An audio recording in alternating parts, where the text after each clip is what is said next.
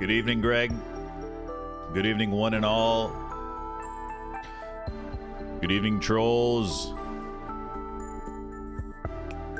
Sorry, my browser was sharing its sound. My bad.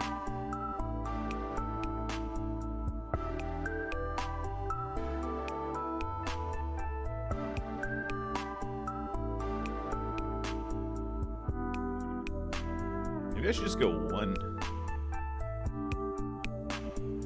Oh, there we go. Wondering what that sound was.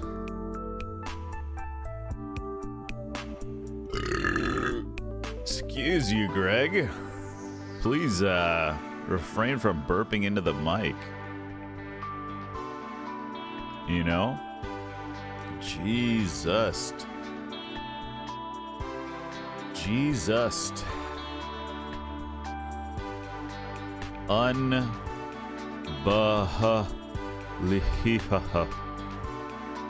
Unbahalihaha.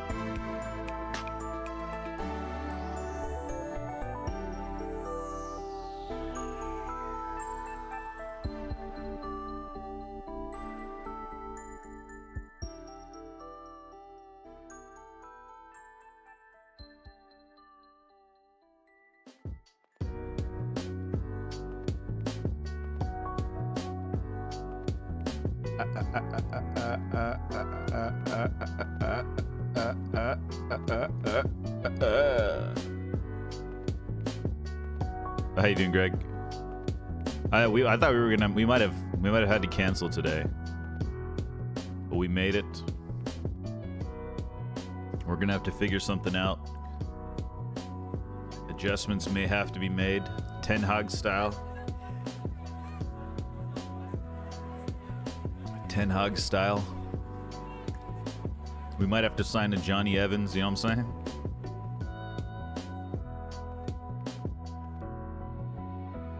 You need rotation? I don't think we can do rotation.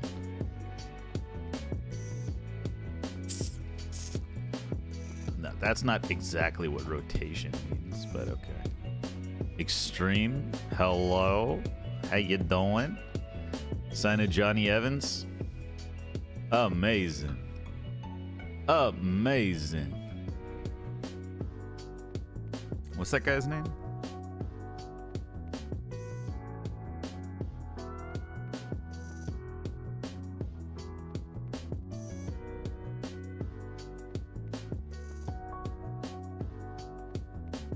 There we go.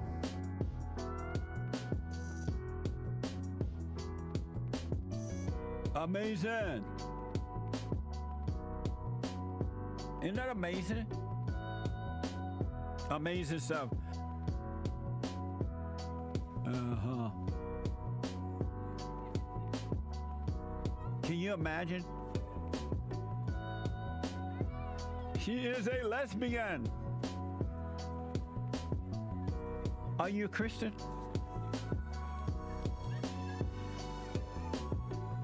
Isn't that amazing? Beta! Welcome to the show. It's Friday. I am an Oreo cookie. White on the inside, black on the outside. Jesus. It's not about racism, sexism, homophobia. Mamma mia.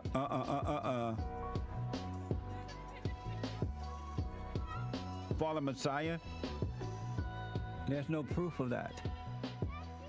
Mexicans. Men are oppressed, depressed, under attack. The children of the lie Because he's a white man. All this world, sir, how you? Get it off your chest.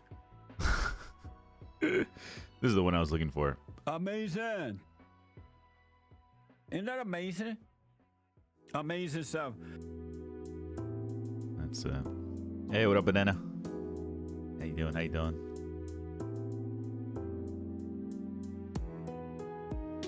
Hey, what's up, ads?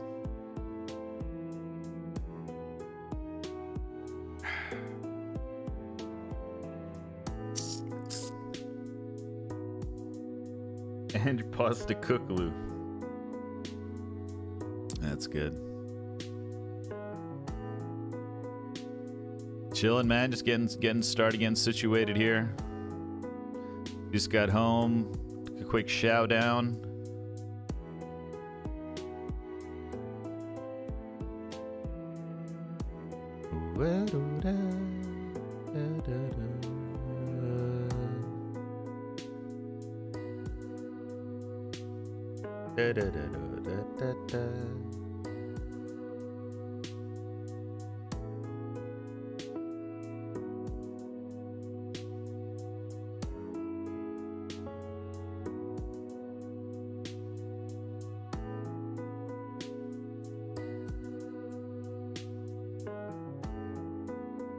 Why isn't this thing working? Oh, there it goes.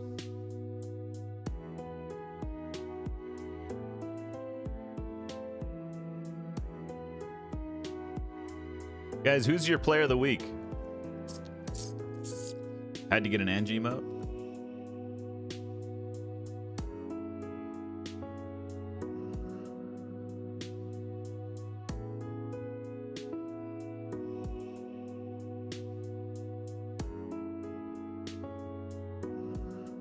It's 58 years old.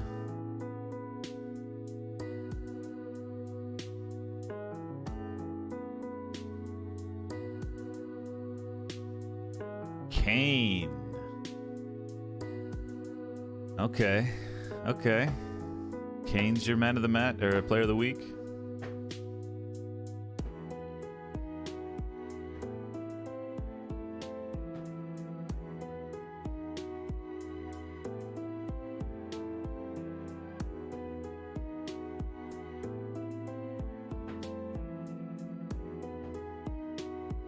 I guess there's a couple ways you could look at player of the week. You go purely on stats, or you could look at other things.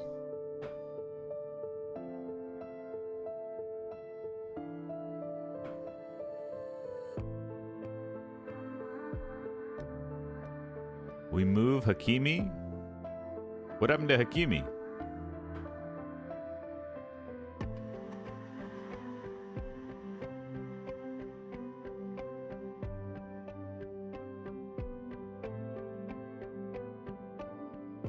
Oh, that's your player of the weekend. Gotcha, gotcha.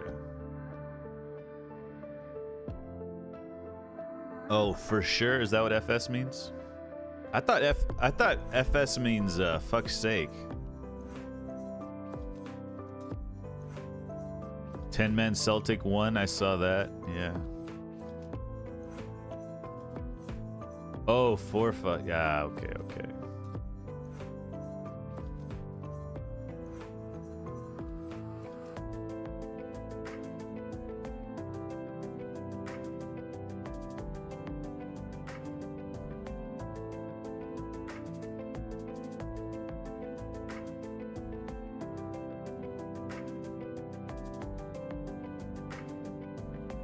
Is he?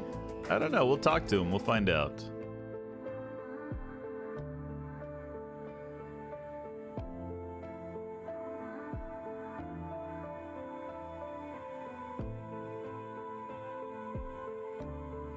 EFL Cup tomorrow. Palace versus United. Juventus versus Lecce. Barcelona, Mallorca. Sevilla, Almeria.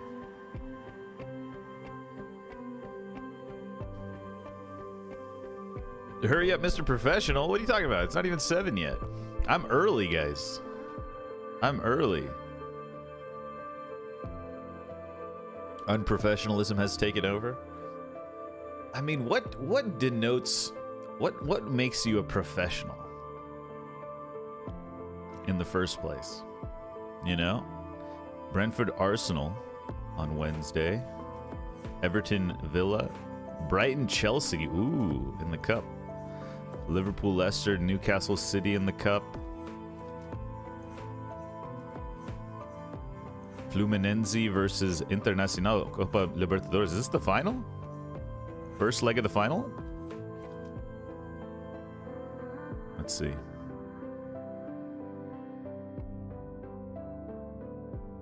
No, this is the semifinal. Boca Juniors versus Palmeiras on one end, Internacional versus Fluminense on the other. Semis, okay. Did you watch Madrid Derby? I did. We watched it in Discord, actually. We were all watching it together. Oh, thank you. Great, guys. YouTube comments get all of the... They get priority. You're very skilled at your profession? Okay. I don't know. Professional fan? Bottle was there. Bottle was there, and it was great. Not gonna lie. Listening to Bottle while the game was on made me think that we need to create... There needs to be a like commentary, like tilted fan commentary. Even if your team's winning, you're just tilted and mad at your team the whole time. And Atletico going 2-0 up early was karma for that spoiler. True, dude. Banana, I don't think you understand how much I hate people who spoil the occasion. You don't understand. Like, people who start talking about the final score before the guys in voice chat are done watching. You know, people who are in when you're in text chat. Even if you're in text chat, right? Even if you're in text chat and you're not watching in voice chat and you type something in text chat that ruins it for the people in voice chat, banned. Like, there is a role in my Discord that's called spoiler. Okay? There's one that's called spoiler, and if I give you that role, you're automatically banned from typing in voice chat.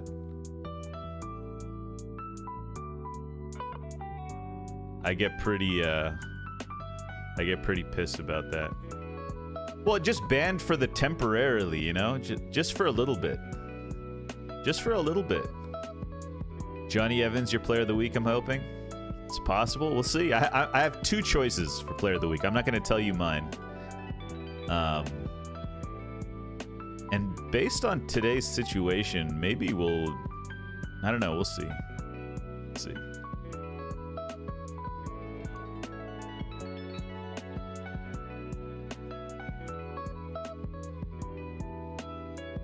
No, we just got one. I'll say my other one after. Celtic will win the league. See, that's like saying Bayern Munich will win the league, or like Real Madrid will win the league. It's probably most like saying Real Madrid or Barcelona will win the league. Right? It's just Rangers or Celtics, pretty much. Pretty much. When was the last time someone else won it? Swimming diver of the week goes to Morgan Gibbs White. I missed that. Oh, yeah, I remember that. They're saying Manchester City will win.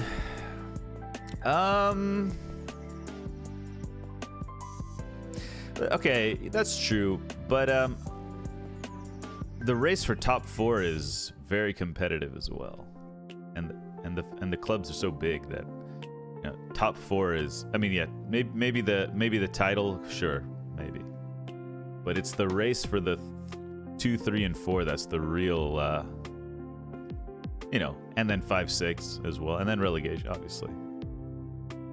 Rangers won during COVID once. Fair enough. Barca and Madrid. No, but race for top 4 doesn't involve teams like Manchester United, right? As big, right? Arsenal, or maybe not Arsenal this year, but, you know, Chelsea, Liverpool, like, these are pretty big clubs, I'd say. Not saying that Leverkusen isn't a big club and Motherwell isn't a big club, or whoever is over there, but you know what I mean. Like Sevilla, Integrate Rangers and Celtic into the Prem. Yeah. I'm not opposed. Yeah, Siuuuu last year was really good. Siuuu's good. Yeah, Siuuu's good. The thing is, Siuuuu, like, is the wage discrepancy massive? I know, like Juventus was crazy when Ronaldo was there, but is the wage discrepancy super massive? I feel like it's not. I don't know, actually. Something I could look up.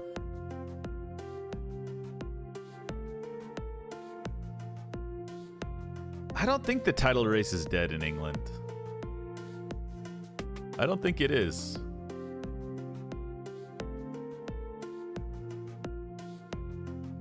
I don't think it's that straightforward, but could be.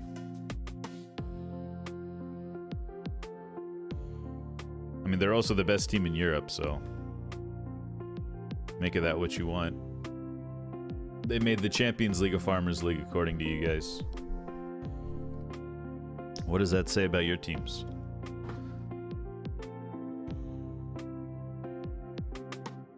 Leverkusen look way better. Didn't Leverkusen drop points? No, they went down.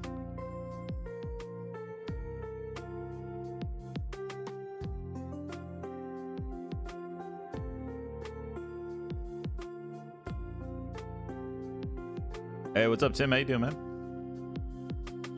Real Madrid made it into a Farmers League? Yes. I don't know.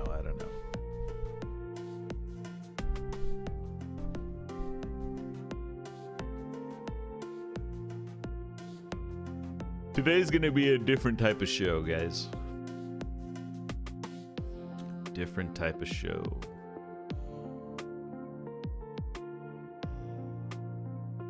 I think.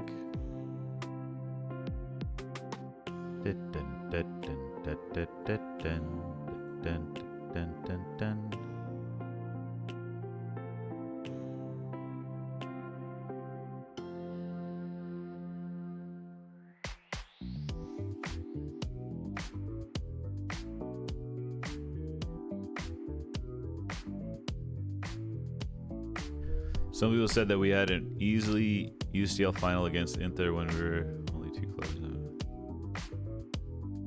Kane with the Hattie and 2 assists. Yeah, I was saying Kane could break some records. I don't know. You think it's possible?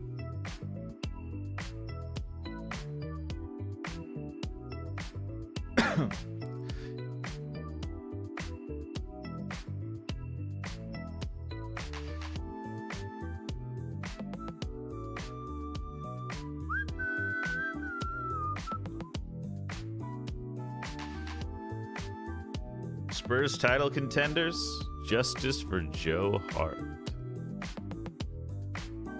Sociedad dominated Inter's midfield. Get the game again.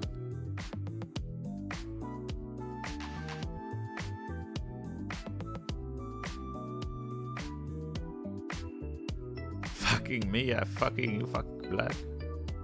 They didn't start Thuram and no Barella too. If Spurs beat Liverpool next week, and they could be, Greg is on the pints again. Jesus.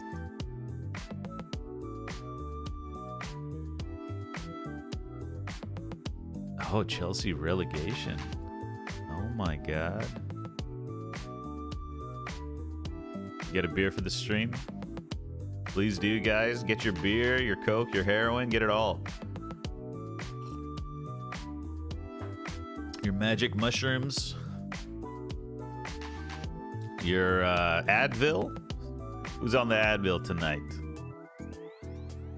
You know, who's on the Dayquil? Got some rocks. There we go. How about the blue stuff? I saw this picture. They put Jesse Pinkman on a chemistry book. Hey, Danny, what's up, man? Barcelona epic comeback, best team in the world.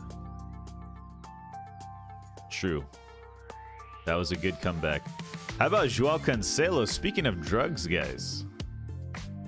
Spurs will destroy Liverpool by 3 goals. Oh my God. Oh my god.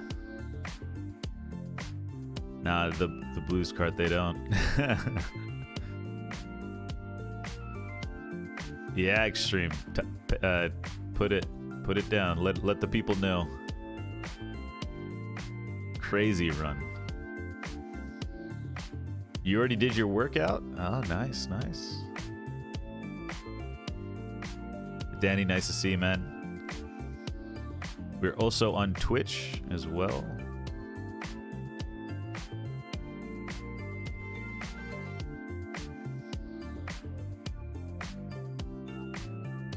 Wait, out of which PL games? I don't see the full message from Extreme. I think he's still getting it.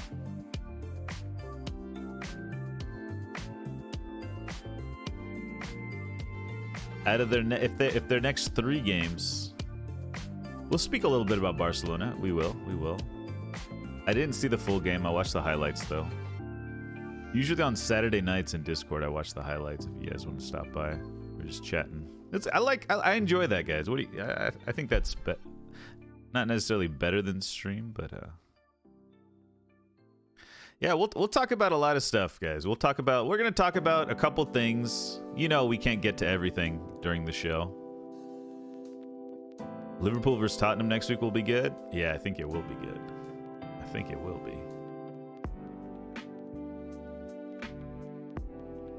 I think it will be, Bird.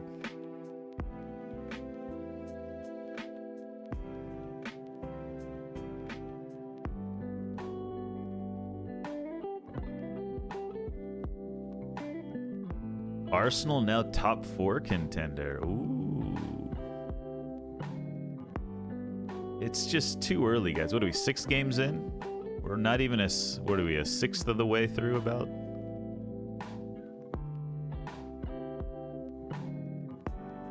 Still early.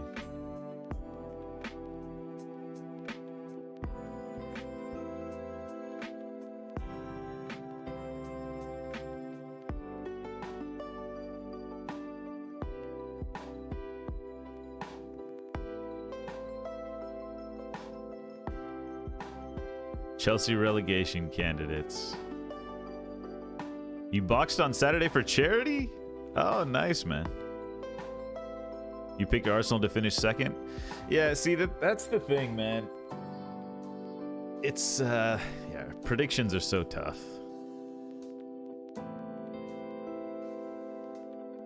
But I mean, Arsenal's 2nd would be, it's not a bad shout still. It's not like they're dead. We'll talk about it. I'm interested to hear what Milo thinks when he hops in.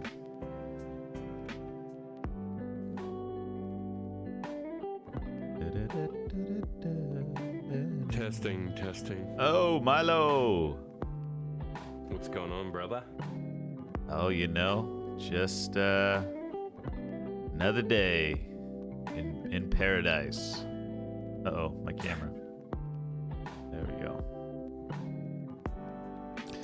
Alrighty. You're on the stream, he can hear you. Guys, say hello to Milo. There's okay, there. Hold on, the music's too loud. I'll be back in a minute. I just wanted to turn the cam on for you. Thank you. I'll be back. Thank you. Okay. We can discuss all the ins and outs of a busy week in football. Oh, yes. Oh, yes.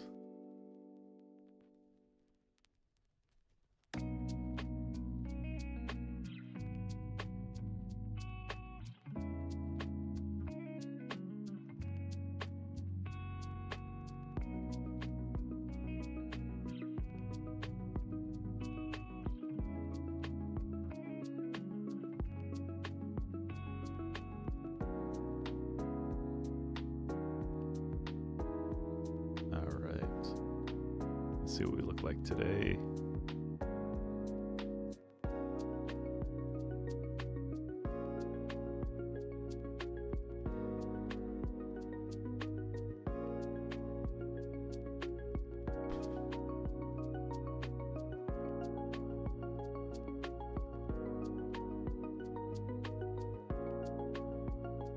Sorry guys, I can't see chat yet. I gotta set some things up.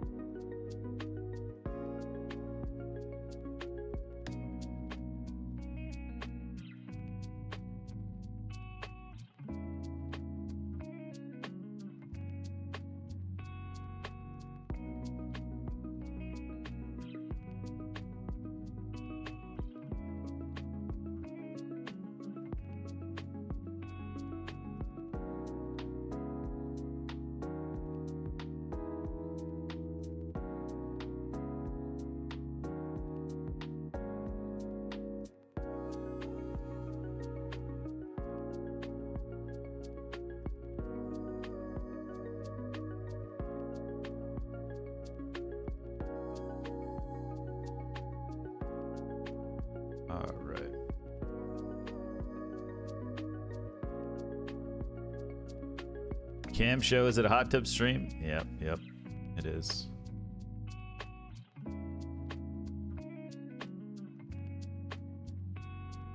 Uh-oh. Don't look, guys.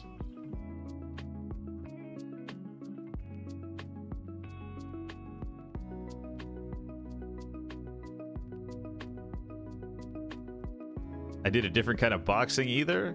United won, so Carton is in a good mood. No, I'm in a good mood because I got home on time. You know, that's why I'm in a good mood.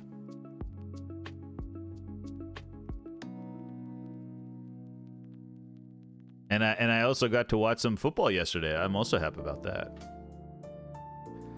Usually I don't get to watch football in the mornings.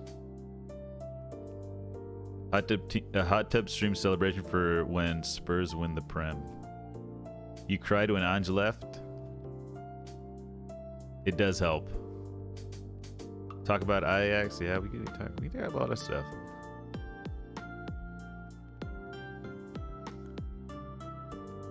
How bad are Madrid in your opinion? We'll talk about that. We'll talk about that. Fulham, Burnley, Arsenal, Brentford, Spurs, City, Newcastle, Brighton, United, Everton, Sheffield, Wolves, Palace. See, like, I don't know.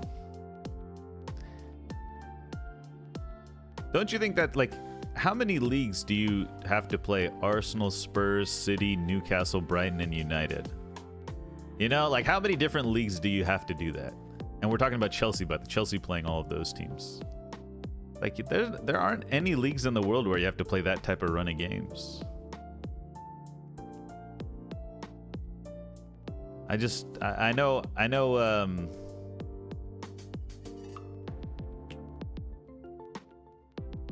know. They just, that's all I'm saying, you know? There's no league. There's no, like, Real Madrid would never have to play Arsenal, Spurs, City, Newcastle, Brighton, United in the space of 8 games. It would just never happen. They'd get some bottom half teams or,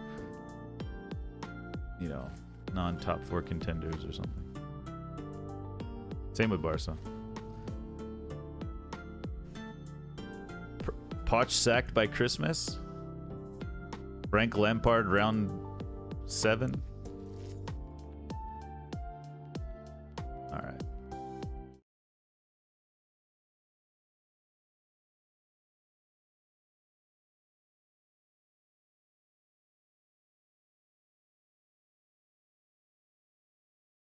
Alrighty.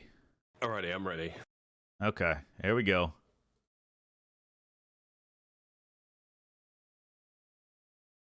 Oh no, Milo, just say something real quick. I just want to get the volumes right. Testing. One more. Testing. How was that, guys? How's the volume? It's you guys that matter. I think Milo should be louder, huh? What do you think? Turn me up. Let me just make sure I'm plugged in properly. No, you're good. I think Yeah. I just have to adjust my end. All right, that should be good, I think. All right, absolutely no help from the chat. Fantastic. Okay, here we go. All right, here we go.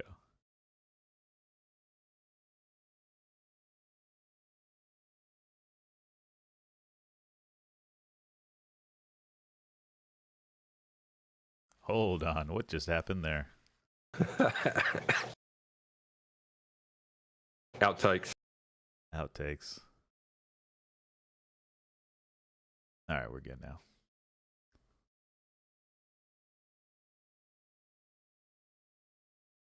Good evening, folks, and welcome to the 91st Minute, your favorite Monday night football podcast streamed live on Twitch and also on YouTube. Make sure to catch all of our clips on Instagram, on TikTok, on YouTube as well. And please feel free to comment, like, subscribe. Most importantly, subscribe, guys. Hit the notifications. It's free. It's free.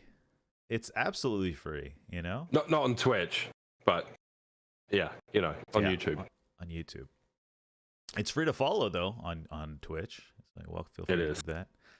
Guys, today we have a very special show. I think it's the first of its kind due to things. It's just me and Milo today. At the last minute, Hoff had to take care of some family business. So you are left with us today. Milo, how you doing? I'm sick for the 4th time in 2 months. Yeah, that's a rough one, man. This is the life of having twins in daycare. I knew it was going to be bad because around Thursday last week, Chloe asked me to pick her up. I picked her up, and then she sneezed right in my face. Like, I felt it hit my eyeballs, and I'm like, well, I'm done. So, yeah, unfortunately, I have a cold yet again. So if I mute my mic, it's to cough or blow my nose. I'll try not to do it during the segment. Yeah, we'll try to throw some segments together. We'll try to address as much as we can, But I think what we're gonna do tonight, guys, we're gonna talk about our segments, and then we're gonna talk with you guys and just kind of hang out and chill. And if we wrap it up a little early, it's okay tonight because the short show, short stuff. Anyways. Let's get into our first topic right away. First off, chat, let's see how chat's doing. Milo already looks bad. Okay. Hoff is still drunk celebrating a draw. Ooh. Okay. That sounds really Spursy. Speaking of, let's get into our first topic. There we go.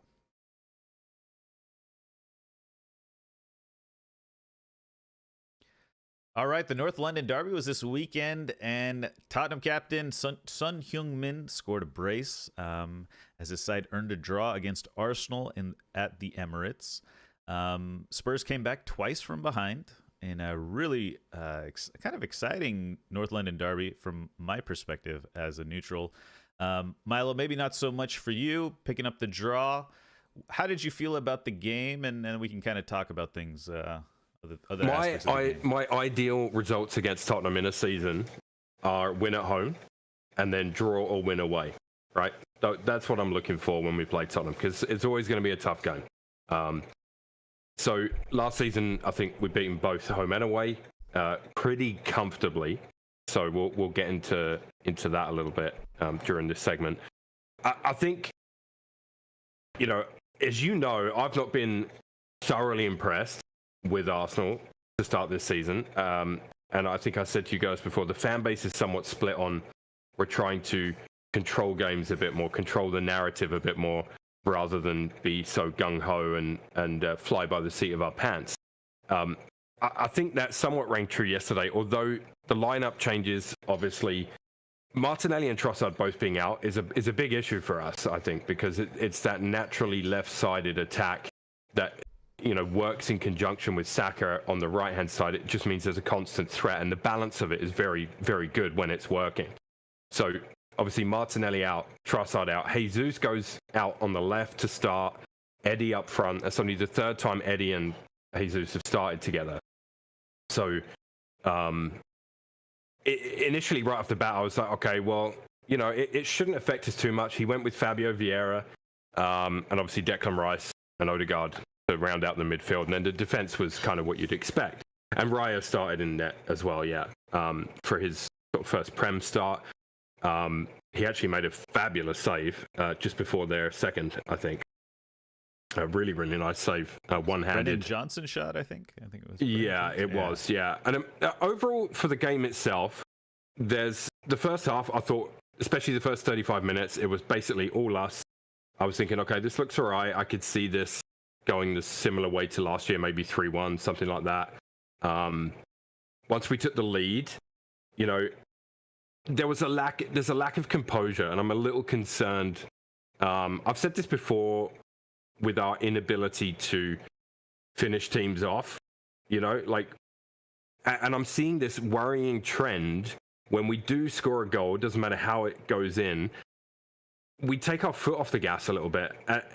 And I don't know if it's team orders. I don't know if that's the plan to calm things down. But I'm not a believer in that. I think you have to go for the jugular once you have momentum, once you have that opening goal. You need to capitalize on it and go for it, and really don't step off, don't drop the press, don't, you know what I mean? Like, and that for me is the problem that happened in this game both times. I mean, their equalizer for 2-2, obviously after the Saka penalty, you know, like a Jorginho mistake. And that's, you can't do that. I mean, Arteta said afterwards, we can't make those mistakes in these critical moments in these games. But also, that first 35 minutes, you know, we need to be more clinical, I think. We had, Jesus had a great chance, Eddie had a great chance, that we need to be more clinical. And the difference for Tottenham, you know, obviously they got back in the game.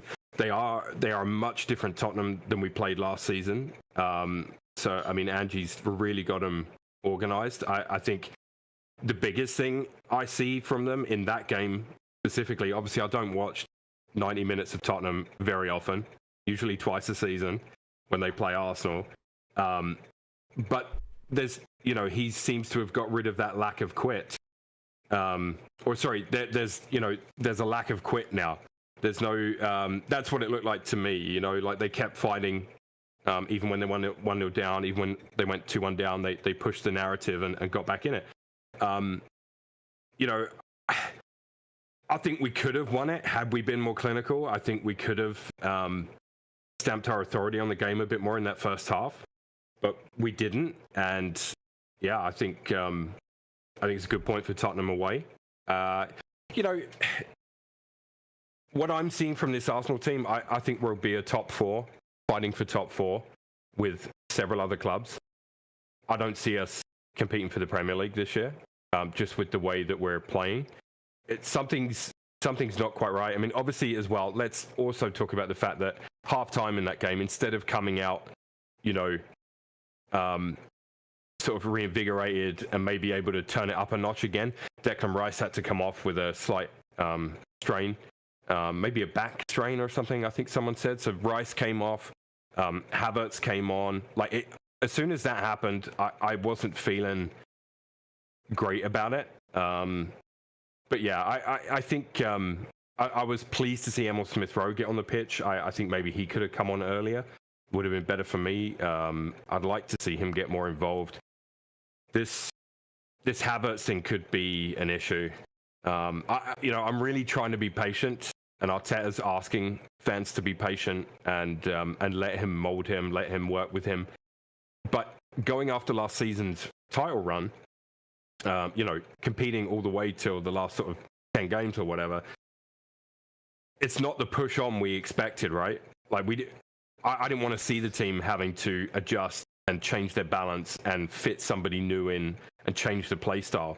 I wanted to see us add to the pieces we have and turn it up a notch. And I've not seen that. And I think I've seen enough from this team from me to say we'll be in a top four fight, but I think that's about as much as we will get this season. Yeah, I feel everything you're saying there. The big thing I noticed, you mentioned it early on, was the missing Martinelli, right?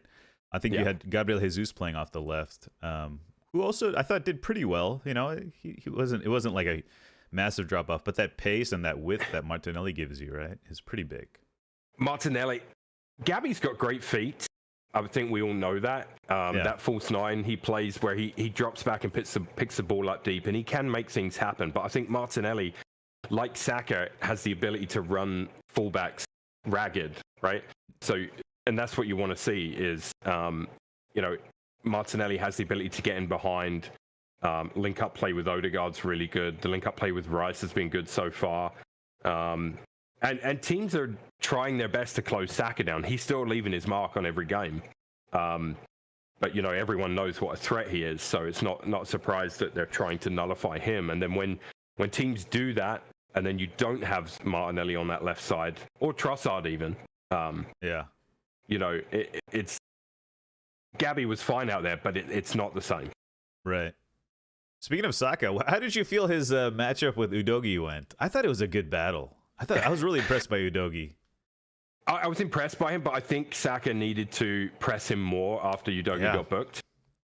Do you know what I mean? Like after that yellow card for Udogi, for me, if I'm Saka, I might turn into a little bit of a shitbag and try and wind him up just that little bit extra. You know what I mean? Saka, I thought Saka could have run at him a little more than he did. Yes. But I do feel that Udogi held his ground, and it almost felt like an even battle, almost. But then, again, if you'll look at the backup play to Udogi as well, you see Tottenham players dropping in to back him up because Saka is, again, what he's going to do. He often cuts in on his left. Bissouma came over to help all the time, Yeah, and those are the games where teams struggle to do that on both sides, right? If they really close down Saka, it usually leaves more freedom for Martinelli or Trossard on the left. I mean, Trossard not so much because he hasn't played that many, but Martinelli was a big miss for us in this game, I think. I still think we had enough to win it in the first half. I think it could have been over by half-time. Not to say Tottenham wouldn't have been in the game, because they absolutely would have, and in the second half they were better than us, I thought. And not necessarily by like a clear-cut goal scoring chances and things like that, but just in terms of trying to control the game, not let us do what we want to do, hit on the break, stuff like that. I thought they played a really good away game. Yeah. Yeah, it hurts me to say it, but it's true. Yeah, I mean, it was. I mean, as a neutral, it was a fun game to watch. It was, both teams attacking. It wasn't like classic Tottenham who sit back, etc. Did you have any issues with the penalty? Personally, well, I didn't have issues with the penalty, but it just brought back memories of that Garnacho shot that went off Tottenham's arm. The refs watch is the on Sky Sports with Dermot Gallagher, I think his name is, or McDermott Gallagher. Or something. Yeah. And he was saying both decisions were correct. So I have to do some research. Yeah. So for me, I played defensively my whole life, so I want the defenders to have some wiggle room. I guess for me, the understanding is by the letter of the rule as it stands today, it's a penalty. Oh, 100%. Right? So that takes that out of it. But for me, I do think I'm one of those that does think proximity should play a part in those decisions, personally. Yeah, I mean, I think, for me, I think I would agree, but if it was enforceable, right, consistently enforceable, like if they could somehow measure the distance from where the ball was kicked and where the defender's arm was, if they could somehow, using cameras, figure out that distance, and we could say, just like they have offside, automated offside, they say his kneecap was offside by a millimeter. The ball was, if the rule is like 1.5 meters, it has to be, anything closer than 1.5 meters is negligible. Then we have to be able to measure that distance accurately and say, oh, it was inside 1.5 meters. It would be like another offside system where it comes up on the screen and all that. The trouble is, then you have defenders that are literally like this, If they think they're within 1.5 meters, it gives you 2 extra body parts to use to block the ball. So, true. Like without doubt, some defenders would try to take advantage of that. I think they would. Yeah. Anyways, I mean, we can't change. Sergio Ramos, for example. It's funny you bring that up. Sergio Ramos had a handball situation this week, and you can see him clearly. Like one of his arms was wide, but the ball was coming from this side. So one of his arms was out here, but his other arm was like right up on his body when he went in for the challenge, which is how defenders are going to have to train to challenge now, as far as making your silhouette bigger or whatever. Other thing I wrote down was. We could talk about more referee calls. There was a moment where Vicario played the ball out and Nketiah slid in on him. Ball was gone, and Nketiah took out Vicario's leg. Some people, I believe he got a yellow card. Some people thought he should have got a red card. I don't know if you had any thoughts on that. To me, it felt super against the rate of play if they pulled out a red card there, just for how the game was going. So as far as that goes, could it be a red? Maybe, but in the context, I do think you'll see some dirty challenges in the North London derby that lead to yellows. I mean, and there are people that are going to big that one up. I'll just go back to when Son punched Holding in the face on the ground and got away with it two years ago. Because if we're allowing that to happen, then Eddie's fine. Yeah, but it was. But here's the thing about. Okay, I guess so. And I get what you're saying. But just to kind of talk about the challenge, it wasn't like Eddie's foot hit him, like stamped on his ankle or stamped on it, or went through his shin. It was like he kind of almost, I don't know, if scissored his kicking foot after it finished, which is something they are trying to stamp out of the game, right? Yeah. So I don't know. I don't know what I was watching. I think Banana had mentioned that he thought it might have been a red. Other people thought it might have been a red. Interesting call, but to me, it would have been very much against the rate of play. I think it was 65th minute as well, so it was quite early-ish in the game, and it would have kind of dampened the whole atmosphere, which was really good, I thought. I think it's another call.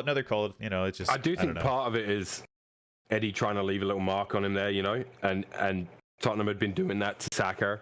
Not with the same kind of challenge, but they'd been leaving the mark on Saka quite a bit in the first half. So I've no doubt it gets testy out there. I think the referee probably used his discretion to be like, okay, a red now, this blows up into something I don't want it to be. Mm-hmm. Maybe. Maybe. I don't know how much that goes through their mind, but, sometimes the ref has the power to de-escalate a situation. But yeah, I don't know. I saw he booked Odegaard for waving an imaginary card in the first half. Did you see that? I missed that. So that's now a rule, right? Did they make that clear in the summer that would be a yellow card? Yeah, and it's not fully enforced still, even though that is a rule. Right. So I want to see that enforced. So I was okay with that one, and I was like, to me, I just was like, what are you doing? Like, you're the captain of the club. Like, you should know 100% better than to do that. Like, is it just reactionary for them to do this? Like, you know what I mean? If it is, they need to stamp that out. Bad habit. I got 2 more points on the game I want to ask you about. One is the goalkeeper. Yep. Right? Raya starting. He made that great save, and then they cut to Ramsdale doing his golf clap, in the stands. I don't know if you saw that. How did you feel about that? Are you with Arteta? I know you're a bit of a Ramsdale fan. I don't know. It's got to be a tricky one here for Arteta. Raya made a great save. Ramsdale has made some phenomenal saves. Don't get it twisted. Go look at last year. Some of the games we won were down to Ramsdale saving us late on with big saves. That's what your goalkeeper's there to do.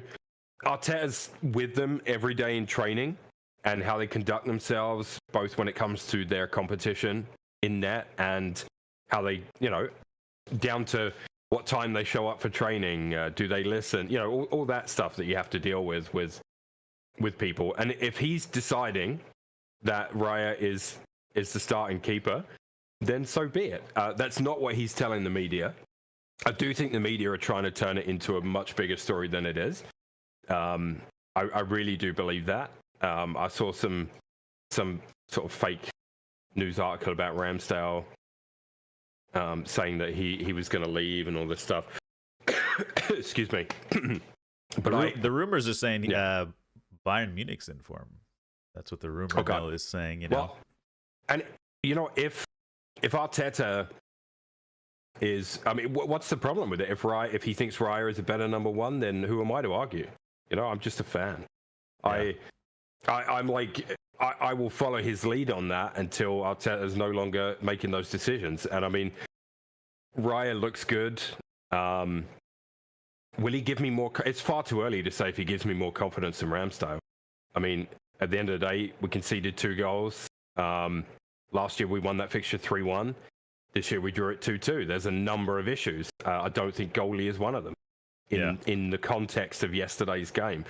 And I am loath to agree with AFTV in any way whatsoever, by the way. But Lee on AFTV, I did see a clip pop up of him, and he was saying it's ruthless of Arteta to do that, right? To put Raya in. But then he's like, why isn't he being that ruthless at the front of the pitch? You know? If why isn't he being that ruthless with Havertz? It's that's the questions that come out of it for me, and I think a lot of it is, yeah, you know, there's a lot of people want that to be a story as well. And if Ramsdale ends up leaving, then so be it. I wish him all the best because I think he's a good keeper. You know, we had he didn't lose us the title last year, right? But at the same time, he didn't win us the title either. Right. So, and last thing I want to talk about, you kind of mentioned it, on the other, well, kind of on the other end of the pitch, strikers. Gabriel Jesus had a pretty clear chance. Was it Gabriel, or was it Nketiah had one too, or no? Both of them. Yep, so how do you feel? How do you feel about that? How did you? I've never watched any of my football streams since the day I started streaming. Anyone that's known me longer than my streaming career, anyone that's known me longer than that will know I've never been a false nine kind of guy. Right. I want an out and out centre forward who scores goals. That's what I want. We don't have one. Right.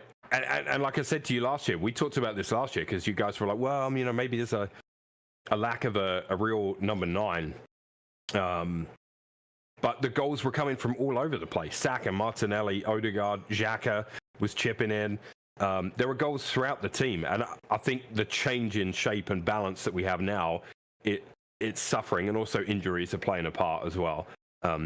We do have, you know, there are some injuries there to deal with. But, we're being linked with even Ivan Toney. Yeah, I was going to ask you about him.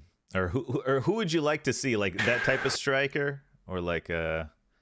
obviously, I know you're a big fan of Julian Alvarez. I mean, that's not happening. There's no way City are letting him go. No, I don't. There's no way City are letting him go. But he seems to be turning into more of an attacking mid anyway, doesn't he? Yeah, feeling that dip right now. I don't know that we need another player like that. Like I think we could do with a clinical finisher. Yeah, you know, a clinical finisher. We haven't had one really. Ober's last season was a complete shit show, obviously. The season before was the last time we had a clinical 9, if you like. Right. Yeah, that'll be interesting. You know, once you guys now we're going back sort of 3 years. So, yeah, it's definitely something that needs addressing. But I think he prioritized where to spend the money last summer, right? Midfield was something that they wanted to revamp. So... Yeah. I don't know that a centre forward goals wasn't an issue last year, so I'm not sure that was high on their priority list. And last thing for here, I'll just add, in Hoff's absence, I'll just speak a little bit about Spurs. I thought, sure. You mentioned you gave them their props as well. That never say die kind of attitude. I think James Maddison was voted man of the match, I want to say.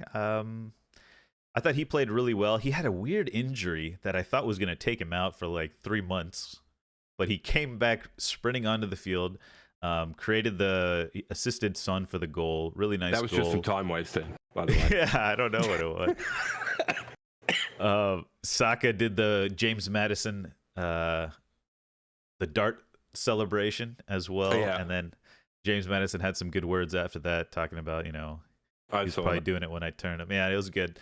But I thought, Spurs looked really good. We were all wondering, at least I was wondering, how would Spurs set up against Arsenal? And a fearless game plan. They just went out and played their ball, attacked with their fullbacks when necessary. I thought Bissouma had a shaky start, but kind of worked into the game, and by the end of it, he was playing at full strength. Maddison was great. I really like Son through the middle. Pretty good display. I don't know.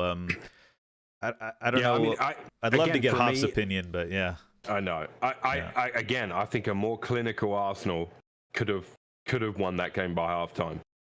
Yeah. But they didn't, and we're not. Right. And it's not a surprise given what I've seen in the first 6 games of the season. So, yeah, props to Tottenham for sure. I'm sure, like I said, I would take a point at their place quite happily. Yeah. And I'm sure they feel the same way. There will be some Spurs fans celebrating this like they've won the Champions League because that's what they do, and That's the bar that they've set. That they need. I've said for years they need to get rid of that bar. I think Hoff and I have discussed that before. They need to forget what Arsenal are doing and actually, go and win something. Just for in Hoff's absence, I'm just going to read what he wrote in Discord earlier. He said, "It's not about the result, though. Sure, Tottenham are solid enough. Sanctioning the sale of your greatest ever player, Harry Kane. Freezing out other squad members who have been around for ages, in parentheses, too long. The style of play itself. Any schmuck can get results here and there, but Postecoglou's job goes beyond that. And I know it's a very low bar, but actually being a decent, vulnerable, fallible human being after two of the last three guys, and being okay with it. I'm sure there's ego. There has to be an extent to get to this level, but it doesn't infiltrate everything else in search of boosting itself. There are going to be struggles for sure, but it's a holistic approach to changing the ethos of the club. That's the most promising thing to me." And I think that sums it up well. The ethos, right? The feel around Tottenham. You got City fans. You got tons of fans like just loving Ange. Personally, I'm really enjoying Ange. Yes, but I think his whole demeanor. There's a whole media loving going on right now with him that's a bit nauseating. Well, I'm sure from your end it's definitely nauseating, but it's a bit of it's definitely it's good. It's like very wholesome, It's a very wholesome type of thing. I don't know. It's good Whatever stuff. you say. Okay. Well, and chop it. I've been as nice as I can. I know. I'm pretty impressed, actually. Thank you. That's very the self-control is just. No, I'm just calling it like I saw it, man. Yeah, that's what it is, like. What is chat saying? The Ange hype will die soon, bro says. Yeah. Ange is better than Arteta. Oh my. That I maintain what I said last week. That was their biggest test so far, and they came through it and got a point. So now they've got Liverpool next week, and Liverpool, I think, for me, look like the most dangerous team outside of City at the moment. They're scoring goals for fun. That's going to be a big test for them. Bigger test, I think, than yesterday. That'll be a good game. That'll be another good game. Yeah. And Klopp plays less controlled than Arteta as well, so you never know. It could be a high-scoring kind of game. It could be, yeah. It could be. Right, before we do any more segments, I'm gonna leave the screen and blow my nose. Sure. I'm gonna read chat. I wanted to see what chat. I didn't see chat that whole time. Put yourself front and center for a minute. I'll be right back. Okay. I just don't want to do this in front of everybody. Madison creatively much better than Odegaard. Everyone doubted Ange except I didn't doubt Ange. I just didn't know him. Arsenal will get Osimhen. Ooh, Martial. Martial will be free. But Martial's another kind of false nine. I don't think you need a false nine. Dennis Reach. Arsenal will try to buy Kyogo. Okay. Ramsdale will end up at Rangers like Wash. Okay. Now that's a silly take. In my opinion. It started out good and then I stopped reading it. Ramsdale needs to leave in Jan so he can get into the England team. That's a good. You don't have to start to get into the England team, guys. Let's remember. You don't even have not to. Under Southgate. That's not for sure. Under Southgate. It's red if it's McAllister. Oh, you're talking about the Eddie Nketiah. Southgate has made his bed and he's sleeping in it every time. Arsenal should splash the cash for Vlahovic. Ooh, wasn't he? I don't know about that one. We were linked with him last year. I don't know that Vlahovic. I don't want an unknown.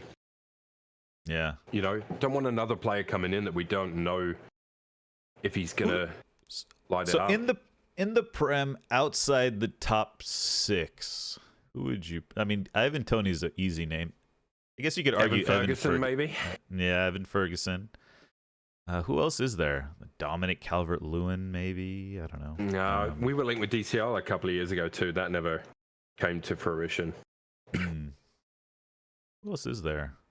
Ollie Watkins. But in the Premier League, guys, Kyogo's in Scotland. You need an older type keeper. Yeah, Vlahovic, I mean, he's an unknown to the Premier League. I'm not saying that Ferguson isn't an unknown quantity. It's very early in his career. That's not what I'm saying.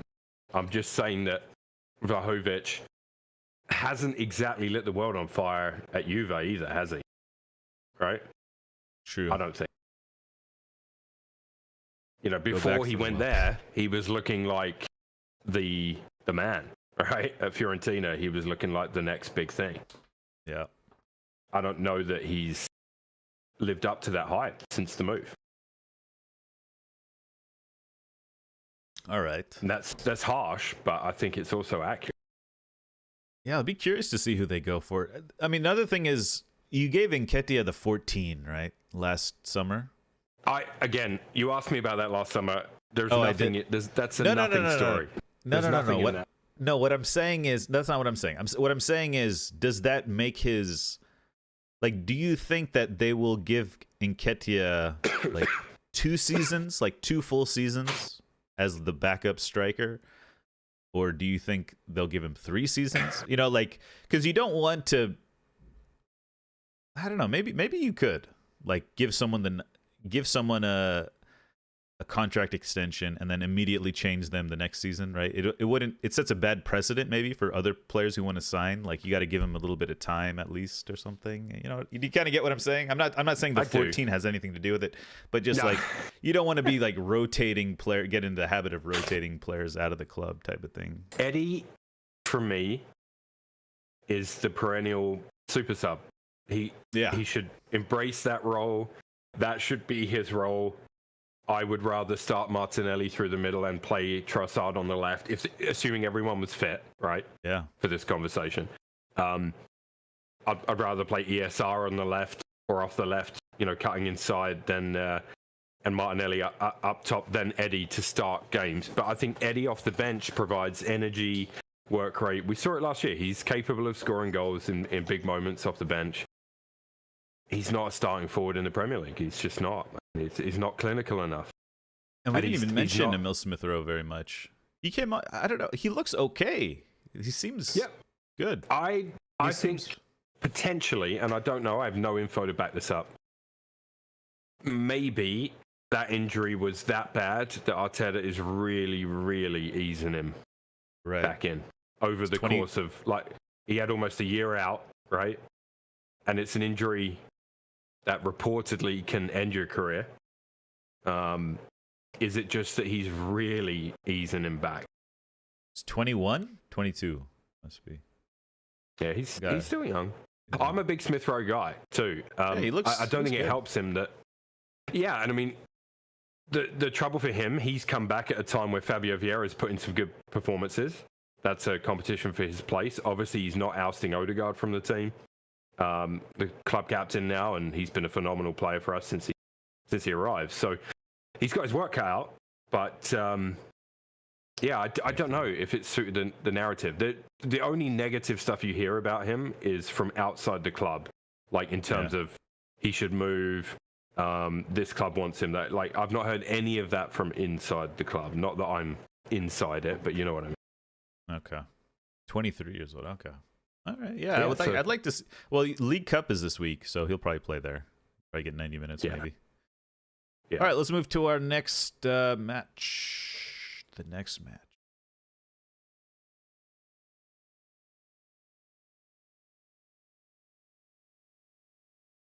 Oh, that's the wrong one. There we go. Let's go to the proper next.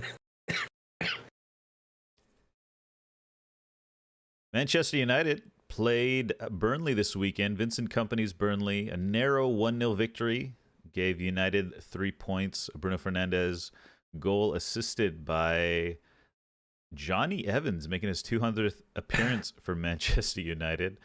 You know, go figure. United, after a poor run of games, you know, in the Premier League, 3 wins out of 6, 3 losses for the other. Big 3 points. We really need to get this one over the line. Not exactly the most convincing. I believe we had Burnley had 73% possession. I got 62. I'm showing, but okay, yeah, it wasn't good as far as possession goes, but we got over the line. Burnley hit the post real early on, that which could have changed the whole atmosphere of the game. But I thought we did well to kind of get back into it. I don't know. Did you see the highlights of this, Milo? I had this game on in the background actually. Oh, okay. So I had like two. Yeah, I had two running. Did you see the goal? I did see the goal. Great goal. Great goal. It was a very nice goal. Yeah, I said go back to 91st minute. I mean, don't point out all the videos that are wrong, because there's going to be loads of those. But I did suggest Bruno would be your best player at the start of the year. I think you also said that, and I mean, yeah, it's a great finish, man. It really was. Great ball as well. Great ball from Johnny Evans, of all people. I think this highlights that money is not the key to success here, right? Johnny Evans, free transfer. He was a free agent. He's quite old as well now. I think he's in mid-30s. We picked him up on a free. We gave him a short-term contract. He's impressed, and he's doing a job, right? He's doing a role. He's playing a role. He's maybe not gonna win us the Champions League or anything, but he's doing what a center back should be. And I think it shows that you just have to do the basics right to work a team, work a formation, work a tactic. And I hope United takes note of this, right? The fact that we're able to bring this guy in and he's able to function and just do his job and do his role. But to me, United look like almost like a you ever seen like, so when someone like builds a car, they go to the junkyard, they grab a bumper from this car, they grab the engine from this car, maybe they have to buy a brand new windshield. That's what it feels like. United are this car right now, which has some real shiny pieces, like this brand new Hollyund and this, maybe this overpriced exhaust Rashford, and then they have these like Johnny Evans pieces that are just kind of stuck together, and we're just kind of chugging along. We get beat up by Bayern, beat up by Arsenal, beat up by Spurs, but we just keep moving. And I think we're going to see this sort of come together. Mount is coming back for tomorrow's game. Amrabat got his debut for the club, albeit at left back, which was very awkward to watch. McTominay, Casemiro, and young Hannibal in midfield, accompanying Bruno. I wanted to ask you what weird. you think about Hannibal. He reminds me in the raw, because he's obviously got ability. Looks very raw at the moment. Yeah. It reminds me of Guendouzi when he broke into the Arsenal team. I feel like that's your Guendouzi. He might be the hair. And he's a bit hot-headed. He's a bit hot-headed as well. Yeah. He made his debut against Liverpool, I think, 2 seasons ago, I want to say, under Rangnick. And he came on and made some real rough challenges. And but yeah, he spent some time, I think, at Birmingham City on loan last season. And he's going to get some minutes. He's got the legs, right? Casemiro doesn't have the legs he used to. He looks like a live wire, man. I got to admit. But I was a Guendouzi fan too for the same reason. I liked the way he was getting stuck in. I liked the passes he was trying to make from deep. You know what I mean? He's trying to be kind of a deep line playmaker. It's just his mouth ran away from him and wasn't going to cut it. So yeah. So I mean, I'm real happy that we got the points. That's really important, right? Because we've heard all the narratives. Heard all the narratives. Had nothing really going forward. I didn't think like they looked fine up until the final third. Yeah, you know what I mean. No, definitely. There was nothing going for them in the final third. Absolutely, and it's a game we should have won, and we barely won it, and I'm fine with that. I'm hoping that we can sort of kick on. We got a pretty kind of run now. These next couple games, Galatasaray, I think Brentford's our toughest match. So we got to get our points, especially we're a little behind the if you want to, it's only 6 games in, but there's a small gap now between the top 4 and us. We got to close that, definitely. We are just over a month away from the Manchester derby. Oof. So you'll definitely want to try and get that form going before that game, just for confidence, right? Absolutely, and hopefully we can get some players back healthy. It was interesting. Lisandro Martinez no Varane. Varane was coming off the bench. Maguire left at home once again. And it was interesting to kind of see. He's getting ready to play the next England game. Just don't worry about it. I know, right? He's just watching Yeah. England matches. Yeah. Rashford played almost. Rashford and Højlund up top together looks like they're going to start to kind of build a partnership, which is kind of interesting. Rashford headed down for Højlund. Burnley defender cleared it away. There was a chance where Dalot pinged a ball right across the front of the net, and Højlund whiffed it with his strong foot. He's left-footed. And that was a bit disappointing because that's the type of goal that he scored all the time for Atalanta. So we'll see. Hopefully that I feel like begins. he's in that nervy like break. You know, he's got to just get a couple, and then Yeah. that happens a lot with forwards, I think. But unless you're Haaland, obviously. Yeah. But, he was. I mean, he scored against I think- Bayern, yeah. which was good. He scored against Bayern midweek, which was a pretty weird game. So he's got that goal done, but yeah, he's got to get it done in an important. What you don't want him to be is the next Lukaku, because there, you know, when I think of centre forwards that have been dominant in Serie A and then struggled in the Premier League, Lukaku springs to mind. Although he didn't struggle so much at the beginning. Right, he started good, and then yeah, exactly. So you know, I'm generally happy. You know, like I said, it feels like Ten Hag is having to kind of mix and match a team together that works. We had literally 11 injuries against Bayern or last weekend, and we're slowly getting players back. The whole thing with Sancho, apparently he's been banned from all first team facilities and he's training by himself. Apparently he was playing FIFA at 3 a.m. in the morning. Some guy posted like a screenshot of him beating Sancho. So you don't know I don't know what's going on with Sancho. He's going to have to, I mean, he's going to get sold. And I wonder who will go in for him. Yeah, I don't know. I mean, Antony's also out right now, so I think that's why we're playing this diamond formation right now. Yeah. And it will be interesting to see how, once people start getting fit and coming back into the team, how's he going to fit in Mount? How's he going to fit in Amrabat?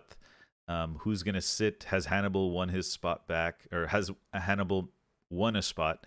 When Kobe Mino comes back, how is he going to fit into the team? It'll be interesting to see how things go going forward. But I mean, I think what's wrong, Sancho, obviously, you know, the writing's on the wall there, right? You don't have a public fallout with your manager in the media and come back from it, really. Yeah. Just doesn't happen. He's got to apologize to the manager and the team before he can come back. And apparently he had the similar issues with Pep at the time. But Pep was obviously lauded for, you know, letting him go to Dortmund, and now Ten Hag is being, you know, criticized for dropping him from the team. You know, make of that what you will, all you Peppo fans. I don't know. Try to move the nomenclature away from sexual stuff. But yeah, I thought it was a good game. It's interesting, you know, like last week people were asking me, you know, is this emergency bells? Ten Hag's going to get fired. But it's just what 1 week does in football, right? Just one win, 3 points, how it changes the atmosphere of everything. You know, it's just that's about it. I can't really. There wasn't much else in this game other than the goal, which was very nice. It was a nice goal. Yeah. I have to hands up to that one. Good finish. Yeah, it was a good one. All right. Yeah, that was a pretty uneventful game, huh? Just the goal. That's about it. Yeah, it's I mean, United definitely weren't firing on many cylinders, but Burnley they just didn't seem to have anything from what I could see. We have a crying baby in the background. I don't know if you can hear it. Can't hear it now. Can't hear it. Okay. I'm just keeping an eye on her. My wife's out walking the dog, but she'll be back in a minute. All good. Lukaku has 100+ Premier League goals. Sancho playing FIFA while United. Yep. Hey, what's up, I realize I'm a bit harsh on Lukaku, but I'm not a huge fan. I also didn't like Luca Toni. I don't know if you remember Luca Toni. Yeah. Just those big. Lots of people didn't like Olivier Giroud, and he has 100 Premier League goals as well. But Giroud, it seemed like he had some like flair or some sort of like finesse to his game. I liked him. Yeah, I liked him. I don't mind, but like guys like Luca Toni and Lukaku, they don't seem like they have flair or like any like creative spark. They're just bodies, which is fine too. I'm not anti, physically imposing people. Poch and Ten Hag both in job center by Christmas. Okay. Not doing high fives with academy players, including Foden, which being subbed off. I saw that. Yeah. His scorpion kick. Who did it first? Was it Mkhitaryan or Giroud did the scorpion kick? Mkhitaryan did it, and then like a week and a half later. Yeah. It was crazy. Like two goals like that in the space of a week and a bit, and then we haven't had any since. Yeah. Very weird. Haaland. Okay. Yeah. Haaland. I'm gonna blow my nose. I'll be back. Sure. No worries. Haaland for me. I don't know. I feel like I don't know about Haaland. For some reason I don't feel the same way about Haaland. There's something different about it. Maybe someone can identify what it is. I can't really put my finger on it. People hated Henrik Larsson. I might surprise Arsenal drew that game when my boy Rice got subbed out. Rice was injured. He had a back injury. It's interesting the way the TV cameras captured Rice like staring at Arteta.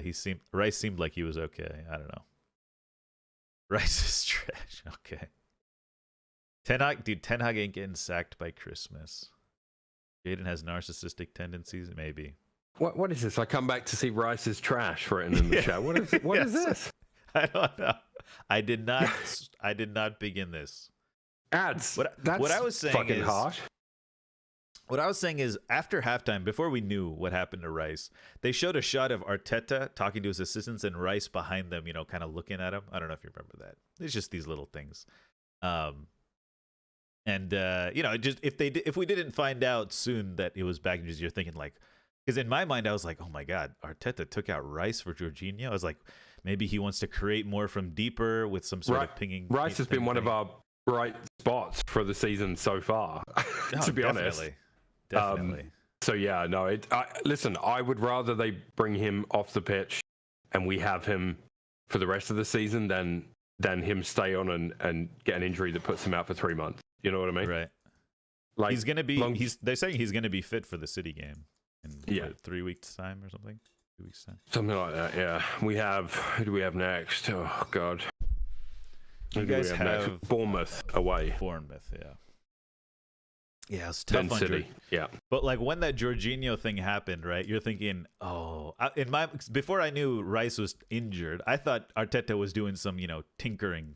It's just what I thought because I didn't hear anything about Rice yet. And in my mind, I was like, oh no. There was a moment in the first half. I actually took because Rice was holding his calf like 5 to 10 minutes before that.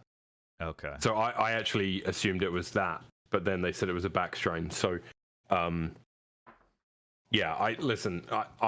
knew it had to be an injury or something like that because he's too influential to what Arteta wants from this new setup anyway. Yeah, no, definitely. I thought maybe he was like looking for more like forward passing something from. Yeah. I don't know, but yeah, it was a tough one. Like I said, I think we're missing that left-sided influence. Didn't help. That was huge. That's massive. Martinelli's massive in that game because Pedro Porro is not the defender, that you think he is. He could have done some damage on Porro. NL, I already called it. I listen. People are saying I'm being a downer about it, but we're top 4 at best. From what I've seen from the first 6 games, we'll be in the top 4 hunt. But I don't see anything more than that. We will in the roundup, which is next. Yes. Yeah. We will talk some Champions League. Yeah. So we can. Yeah. What about? I didn't ask you about this, and it's probably more appropriate for right now. Xhaka, missing Xhaka. What do you think? Do you think there's anything in that?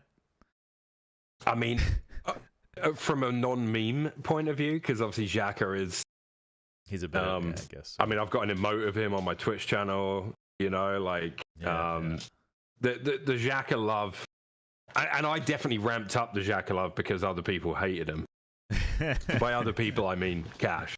Yeah, sure. So, you know, but do we miss him? I'm not so sure we miss him because again, we didn't win the title last year. We gave it a run. You know, he's not the reason we lost. He's not the reason we didn't win it, and I don't think he would have been the reason that we did. So, It's a player that's replaceable.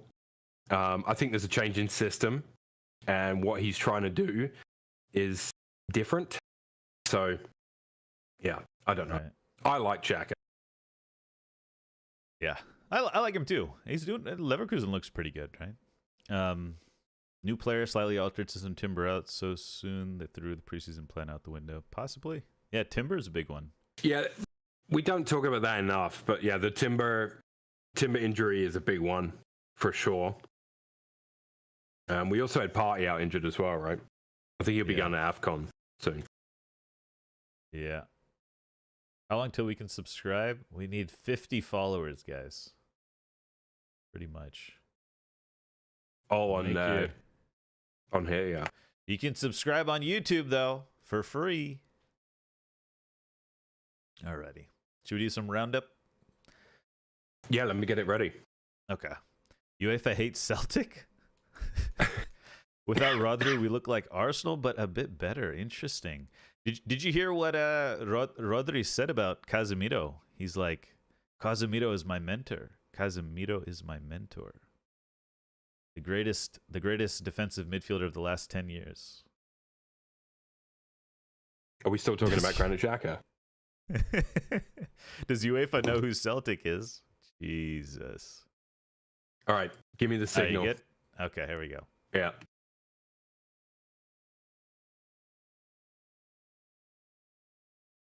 All right, time for the 91st minute roundup. We got a lot to get to tonight because there was a lot of other stuff happening. First of all, Newcastle United romping to an 8-0 win over Sheffield United. First time in history that 8 different players scored. Cart, did you happen to see any of this one? I saw some of the goals. I saw one. The thing that caught the highlights was a challenge by a Sheffield United player that was deemed only a yellow card. I don't know if you saw that. It was a double tackle. I did not. Guy went in pretty hard, but it was a hard, fair tackle because he kind of went in side foot, and the player was gone. But yeah, tons of goals for Newcastle. I actually took it. This was after the North London derby, so I woke up at 6 a.m. to watch the North London derby, and then when this game came on, I took a nap. I was like, I need to get some more sleep. It's a Sunday. I'm gonna get some more sleep, and then so I didn't watch the game. But yeah, 8-0, good stuff for Newcastle. They needed it as well. 8-0, yeah, indeed. And they will feature again in my Player of the Week. We'll get to that. Okay. But yeah, next up, Chelsea, just in the mud. This time, a 1-0 loss at home to Villa. Gusto sent off. I asked you guys last week, what does Poch have to do to turn this around? What is going on? Anyone chime in on Chelsea? What is happening? Vincent Jackson isn't it, man? I really think they need someone Oh, sorry, yeah. Who's Vincent Jackson? I think he's a football player.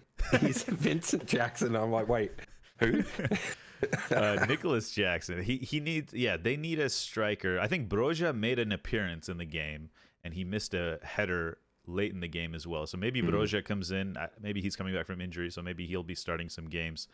But yeah, I mean, it's tough. It's real tough for them right now. It's the relegation battlers. Apparently, Haaland has scored more goals than Chelsea's in the Premier League since his debut, or something. Some crazy.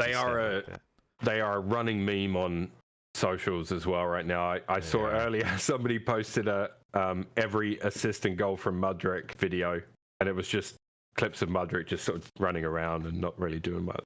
And if Chelsea don't score this midweek, apparently they're going to have to pick their goal of the month from training because they haven't scored a goal of this month yet. Oh boy. Which is just pretty funny. Yeah. All right, next up, Liverpool with another 3-1 win. I said earlier they're the team to beat other than City right now. They're scoring for fun, enjoying this season. I said to you last week, like, are they contenders? You know, they're up there, right? They're second in the table. They look the real deal. Their midfield is clicking. Soboslai's fitted in perfectly. Darwin's scoring missing some big chances, scoring some miraculous chances as well. You know, you gotta hand it to them. They're putting a little run together. I think they're on the longest unbeaten streak in the Premier League as well right now. So you know, you never know. They could put something together here. It makes for an interesting clash next week with Tottenham, I think, because you've got obviously Ange Ball, as everybody is banging on about, and and an informed Liverpool. So that should be an interesting game. Yeah, it will be a good one. Will be a really good one. Over to La Liga real quick. Atletico with a 3-1 win in the Madrid derby. Morata with an early goal and a brace to finish the game. Griezmann with the third. Real Madrid now sit behind Girona in the table. I'm only joking with that one. They're third. But I just thought it was funny to say that. So Atleti get the bragging rights for this first meet of the season. Yeah, I watched this game actually. It was really good. Atletico just, I think they scored all of their goals on headers. And Alaba and Rudiger just weren't able to sort out the marking for Morata and Griezmann in the middle. And a lot of the crosses came from the Atletico's left side where Lucas Vazquez was over there on the right. And Lucas Vazquez, not a natural right back. And I think he had trouble closing down the crosses. And Alaba was in no man's land a couple times for some of those headers. I guess he's not the best in the air. I don't know. Yeah, I mean, they just kind of smashed and grabbed there.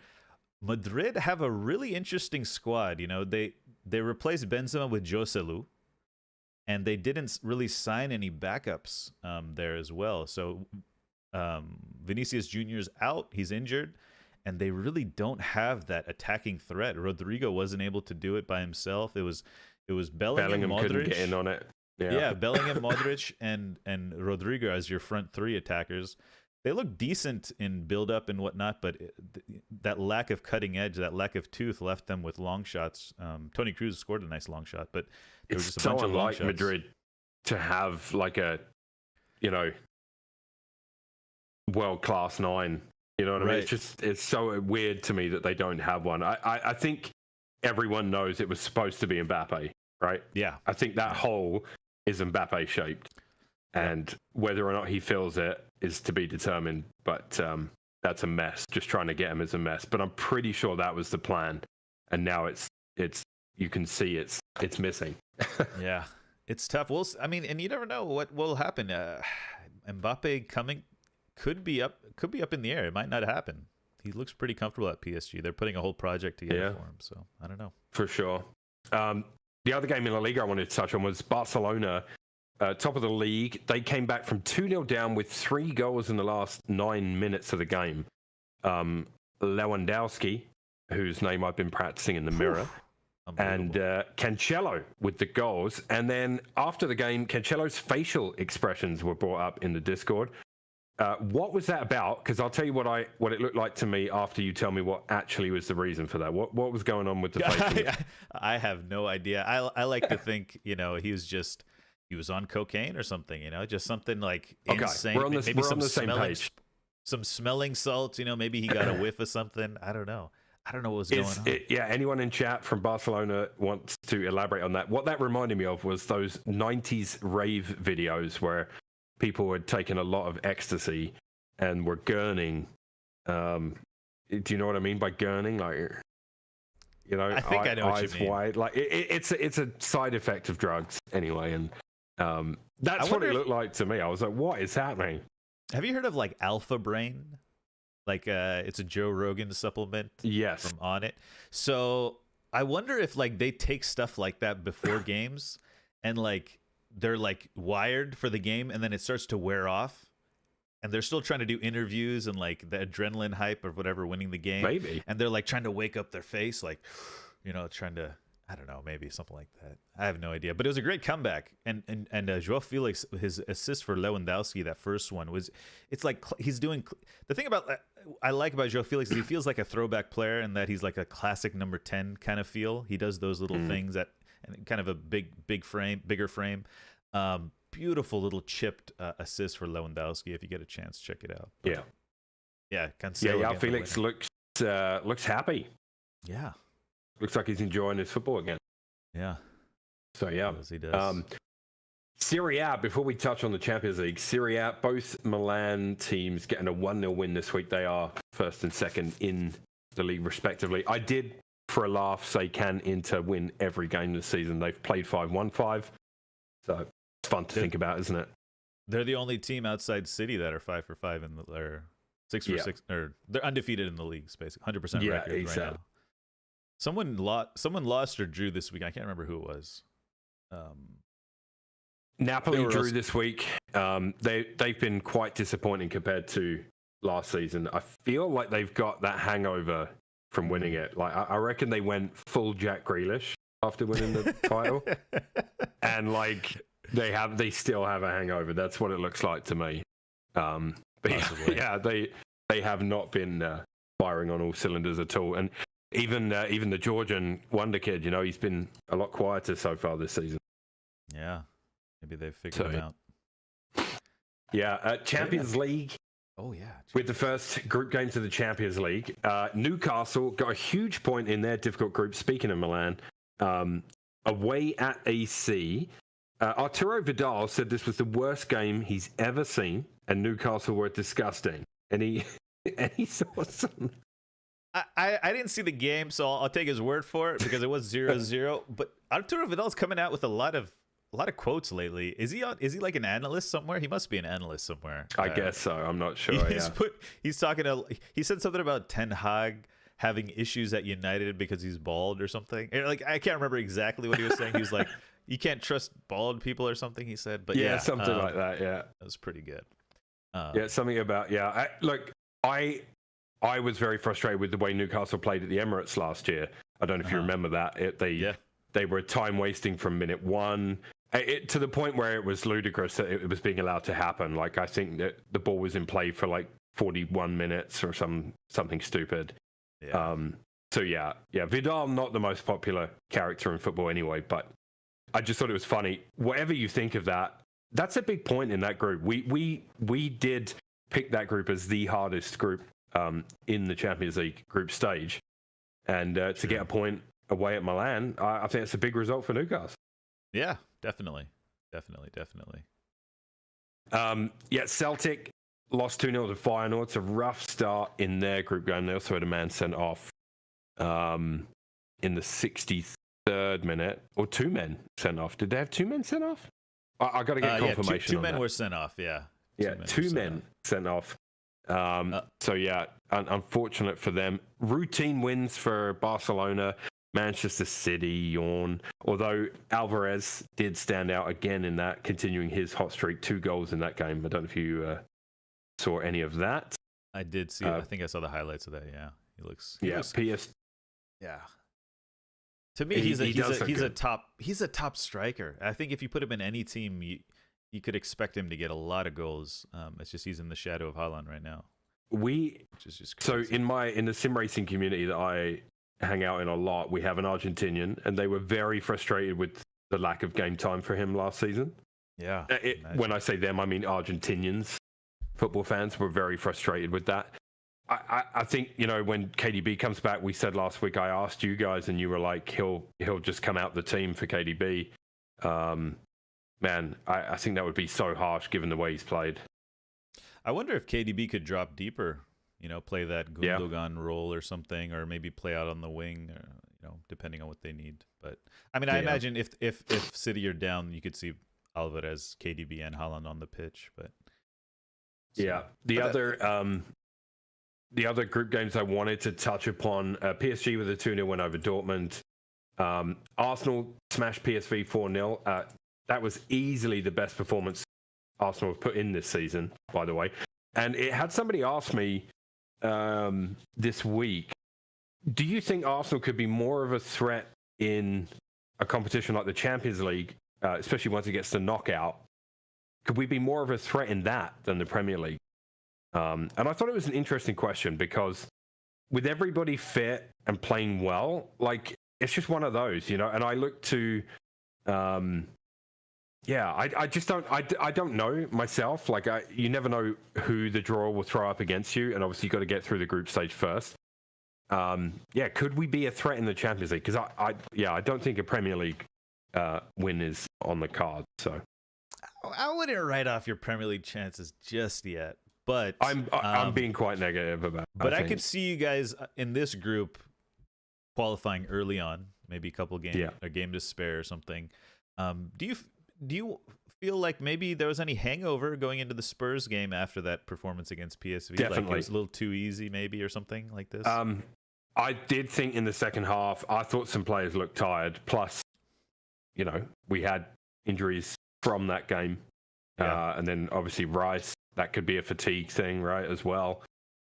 I think there's definitely a sense of a hangover, but it was great to see Champions League football back there, and it seemed like quite a big occasion for everybody that was there. You know what I mean? Like it was a big deal. So it was easily the best performance of the season for the team. I could see Arsenal. I could see, and I won't say Arsenal will win the Champions League, but I could see them getting comfortably through the round of 16 and possibly into possibly further. I could see them getting to like the quarters easily, something like this. You know? I don't know about semis and final. It's just too early to say. It is, but maybe they'll grow into the system Arteta wants, etc. Yeah. What would a success for you be? In the Champions League, like a solid type of thing. Because with the group, you guys got pretty fortunate with the group. Let's be fair. Yeah, maybe. I mean, success would be being in the competition again next year. Okay. So that means top 4 or winning it, right? So it's like, okay. But I don't know. A run, knockout competitions. We haven't had a ton of luck in that competition. I don't know. We'll see. I just thought it was interesting. Somebody said maybe they felt that Arsenal were set up to have more success in a competition like that than the league. But I don't know. It'll definitely be very, very exciting matches if Arsenal play some big guns, big wigs in that league. I'll be watching for sure. But yeah. And that brings us to the last game to talk about, Bayern versus United, 4-3 to Bayern. I did have this game on in the background as well. Oh. To me, Bayern were always winning it, but it was an interesting game. Like, what did you make of it? Like, I happy watched that you took them to 7 goals. Like it wasn't. Yeah, I mean the scoreline flatters us a little bit, but United were just barely putting performances. I mean, Musiala turned Casemiro and blew by Eriksen, and it's just like that. That in a nutshell is a massive issue for us in midfield. That ability to track back and mark, the aggressivity, I guess you call it, tenacity. Stuff like that just destroys me. And then that Onana mistake, which you called that Onana would make a mistake like this. And there it was. I mean, we were in the game. The first 30 minutes, it was a pretty even game. And then that mistake just took the life out of United. And that's another big problem, right? The wind coming out of our sails so quickly. We just shut down, kind of a depressed feeling about the team after a mistake like that. But, if you look at the compilations on YouTube, our chances created, it's not so bad. We had one chance that I think Eriksen pinged a ball across the box to Facundo Palestra, who got the start, which I was very happy about. And Alphonso Davies just barely got his foot ahead of it. And before the match, Ten Hag, in his blunt Dutch style, said Davies is not a good defender, basically, which was pretty funny. And obviously he's going to say it very bluntly. And I think what he's trying to say is defending is the weakest part of his game. But yeah, it had to be Davies who made a last-ditch tackle, like under the feet of Palestra to deny the goal. But we were in the game until we weren't after that Onana debacle and Musiala turning Casemiro and Eriksen getting into the box and cutting it back. But yeah, it was rough. It's a tough one. Nice to see the fight back, but it's a little too late, you know. Yeah, it was. Bruno again, probably your best player. Yeah, I mean, Casemiro came back with 2 goals towards the end. I mean, our Casemiro's first goal was nice. It was a really good worked team goal. Little scrappy, but still came from a really nice team play. But we just can't seem to put those chances together consistently. We're still getting it in sparks, but it was a nice team build up. But yeah, disappointing. You know, if you told me we were going to lose in Bayern, I wouldn't have been surprised. But that Onana mistake just it's painful. Yep, for sure. All right, and I mean, listen, I've seen our keeper do it, so. Yeah, but it went under his arms, man. I know. Oh my god. Yeah. Small margins. Yep. Shitter pool and conference by Christmas. Jesus. Galatasaray up next. Yep. Zaha, Icardi. Who else? Somebody else. Alrighty. So for player of the week, it's gonna be 2 player of the weeks. Do you have a third? Unless we get a video from them. Yeah. I think Hoff mentioned, by the way, recording a video Thursday, Friday each and sending it to you might be doable. Player of the week for Champions League would be. Yeah, good. I think that's a good idea. Yeah, might have to do that. Yeah, because like a Champions League one coming out now for last week would be tricky. So we'll do that. Madison deserves player of the week. I'll tell you guys I have a top 3 for. Well, okay. I'll just say Madison was in contention, but I have 2 other ones. One will be a little surprising. The one I'm going to choose. But the other one is not surprising. Anyways, should we do this one? We can talk slightly at length, not a ton. It doesn't have to be a minute long. Yeah. But okay, here we go. Or is it match week 6? There we go.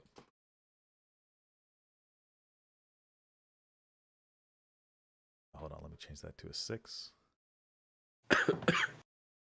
Alrighty. Hang on, sorry. Yeah, no worries. I'm sorry. I knew that was going to happen. All right, cut. No, you're good. All right, match day 6 players of the week. Milo, who is your player of the week? My player of the week this week is not Heung-min Son.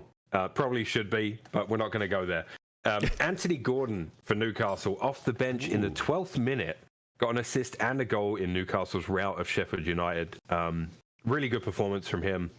And he's in good form this season. Who was your player of the week? My player of the week this week might be a bit of a surprise. It happened on last Friday. It is none other than Al Nassr's very own Cristiano Ronaldo. He scored 2 goals in their big derby match, I guess, against Al Ahly with Roberto Firmino. A lot of big names on that team as well. He scored a beautiful goal with his left foot under Eduard Mendy. It was a big occasion, big day for the Saudi league. Big occasion for the fans. Cristiano Ronaldo, player of the week from the Saudi league. That's got to be the first one in history of football, I reckon.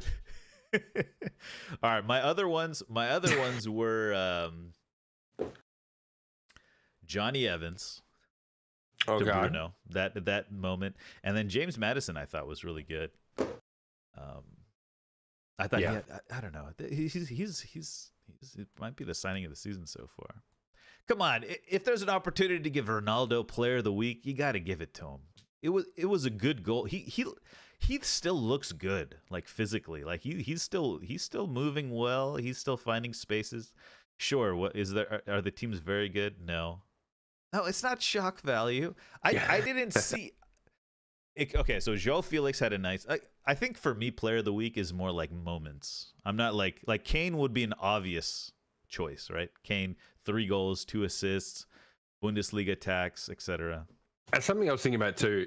Player of the week always ends up being a goal scorer, Right. Like Like, I think it's last week I went with Salah. He didn't score, but he got 2 assists. And yeah, it's so easy to pick someone that's got a hat trick or 2 goals. I almost want to say like if we just picked if I could pick like Barcelona's last 10 minutes against Celta de Vigo, right? That was like my moment, or like I guess that would be like moment of the week or something, like, you know, something like that. Oh, yeah, maybe we could do like what's the opposite of player of the week? Like Donkey of the week? Donkey of the week. Onana, easy.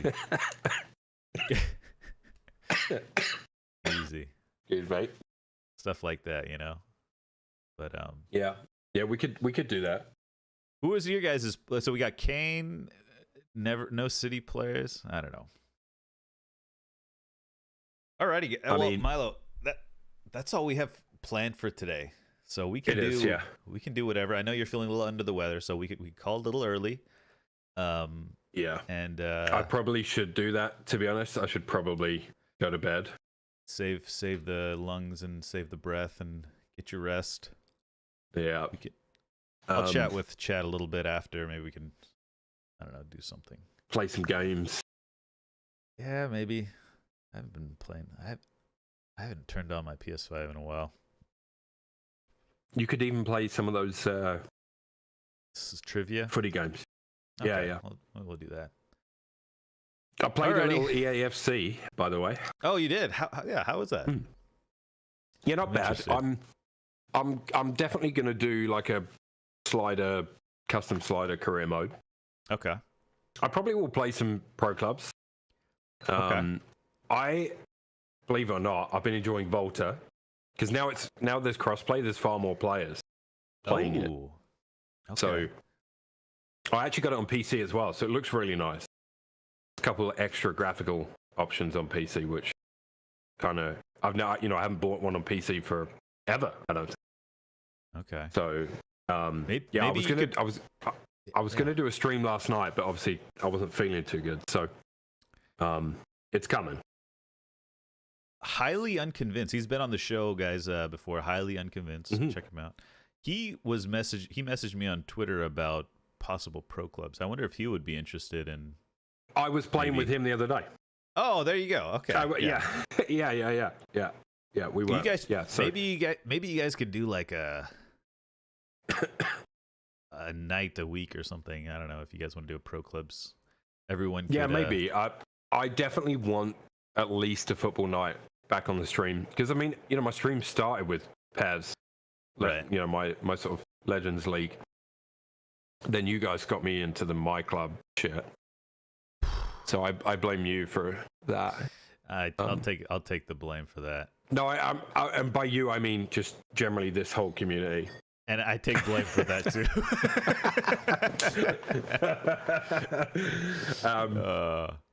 I'll try a little Ultimate Team on FIFA because the SBCs are kind of fun and they are. Man, the squad battles just bullshit. And like, I played 2 Rivals games yesterday just to try it out, and I lost one and won one, and the gameplay was just so fucking ping pong. Classic. That's why. But I really think with some custom sliders, I could really have fun with the career mode. I really do. For sure. So one of the other reasons I got it on PC is because last year, a guy released the 2003-04 season in career mode on FIFA, so you can actually mod it on PC. Oh, okay. So I might do that later in the game cycle as well. Yeah. Okay. We'll see. Nice. Yeah, it'd be interesting. I know Hoff's interested in pro clubs as well. So yeah, maybe he. Yeah, he was playing with Hailey the other day as well. Yeah, we were cool. You should I wonder how many people were you playing with total? Do you remember? Like, I think it was 4 at that point. 4. Okay. But yeah, I'm definitely gonna. I'm thinking Sunday nights. I might fire it up. Okay. And then. Yeah, we'll see. Because I want to try to keep Thursdays open for hockey if we do. Oh yeah. Bring that back. I was trying to I don't know what's happening with that. I think we just took a break. Hailey might be down for that. He used to play a lot of Chell. So I was talking to him about that because I said we could probably do with another player. Yeah. Okay. We've had a couple. Well, one's just disappeared. MSB disappeared. I don't know where he is. Yeah. What? Yeah, I don't know. We'll see. Anyways, well, we'll have to figure out a good time because I am up for some chill. I do enjoy a little bit of chill. It's good time, man. It is a good time. It is. Yeah. But all right, I'm gonna jump off, so I'm gonna leave you with the joke of the week. The joke of the week. Yes. Yeah, and then I'll leave you to it. You can entertain chat for a bit. Yeah. Sorry, chat. I'm feeling a bit. I dosed up on everything I had in the cupboard to do this. So he's about to do the joke on Sailorface if we don't get him off the screen. Yeah. Yeah. Exactly. Yeah. No, Iran, I understand you were the one warning me not to. Yeah, but you're also like... Exactly. Like, tell him. Yeah, Iran, you're also like, oh, maybe don't spin that, but you might get this, you know? Like... Anyway, joke of the week. Why is it good for a streamer to get the flu?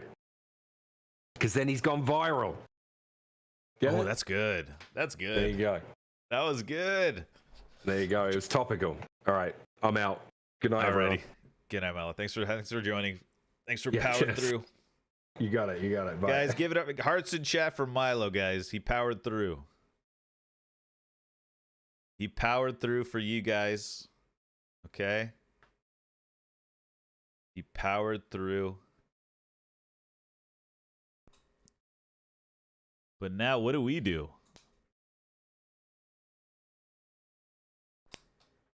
What do we do, guys? Some trivia? Let's do some trivia, and then we'll call it. I gotta wake up early. Guys, I think I'm going to begin stretching for an hour an evening. Every night, I'm gonna do some stretching. 1 hour stretching. eFootball pack. I do have a bunch of coins on my account. I have like 50, 60 spins. I should sell. Does anybody want to buy my account? No. All right, let's get some trivia going. Hold on. Let's get some background music. All right. TV.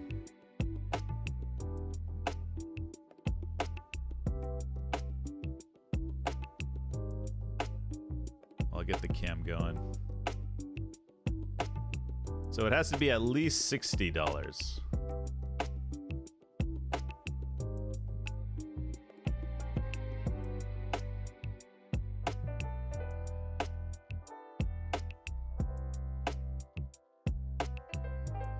Whoa.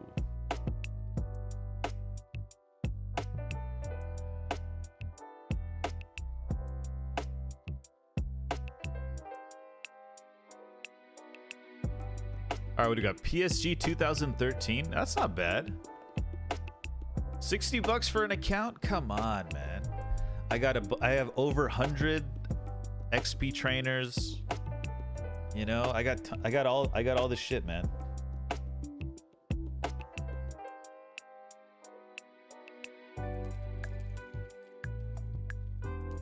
New owners and a loaf of bread. Have you guys seen those bread machines? 2013 PSG. This is actually kind of tricky. Ibra.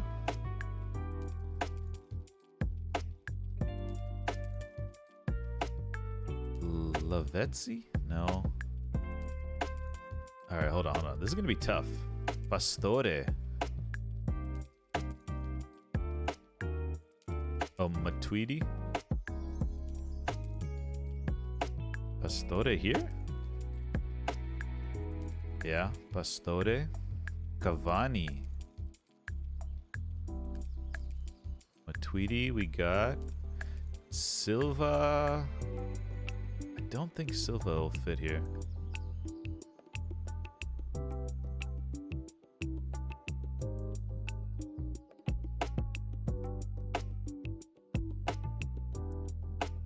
Who's the Brazilian? Oh, Felipe Luis? Marquinhos. Marquinhos. Hey, Cultured, what's up, man? Maxwell won't fit here. Aurier, maybe? No, I think it's too early for Aurier. Oh, Maxwell here? No. Silva? At left back?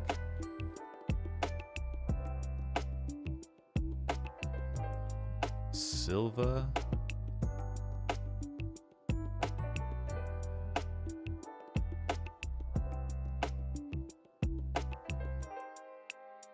Muriel.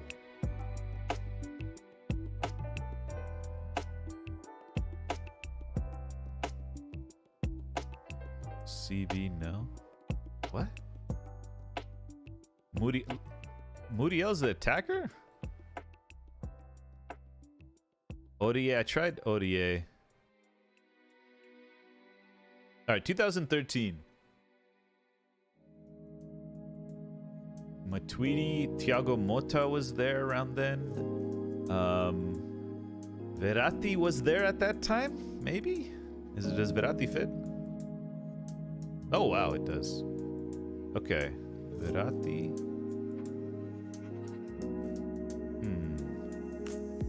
Luis? No. There is an L in the name.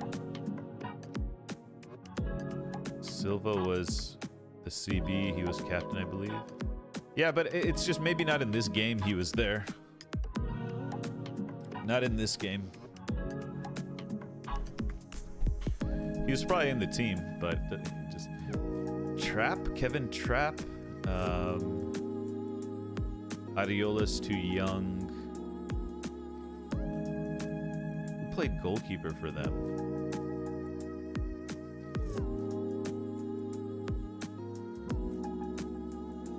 ...2013... September.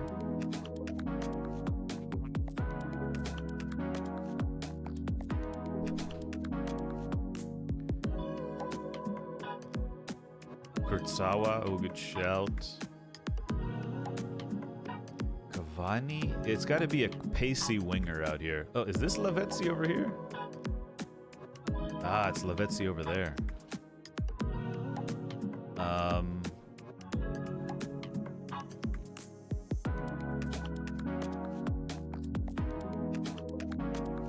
Four letters with an L in it. Something that ends with an L?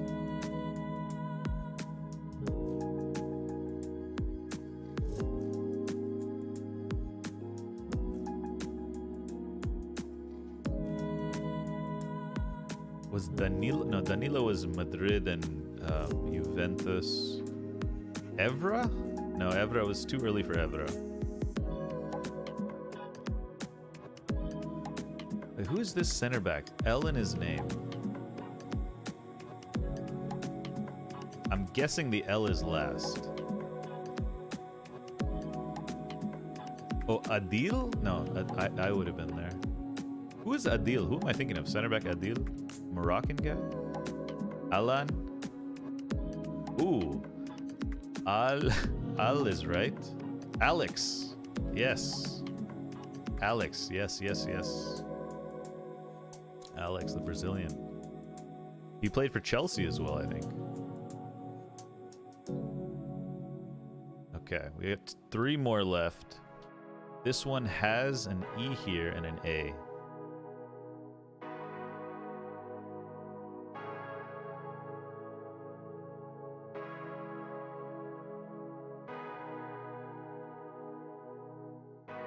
Oh, what's his Mounier? No, I would have been there. R would have been there. All right, I'm gonna guess. La Jama. Okay, great. Okay, that doesn't work, but I'll try it. Jamlet. Greg, you're cheating, bro. Wait, who is this?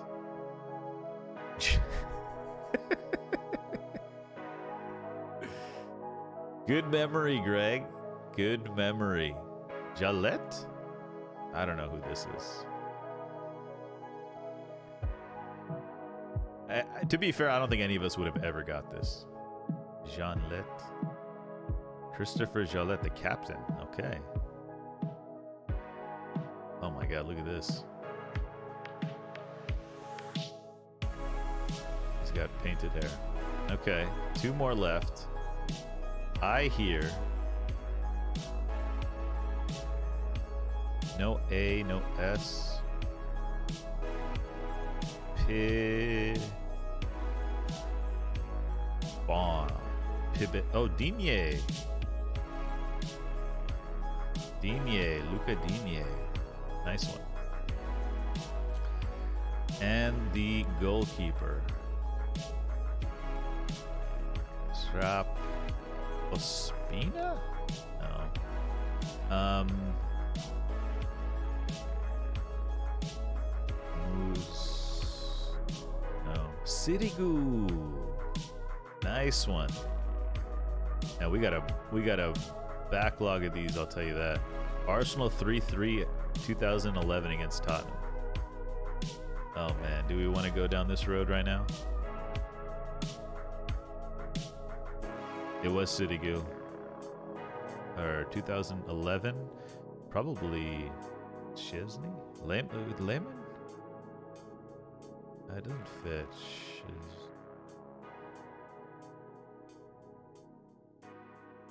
Oh my god.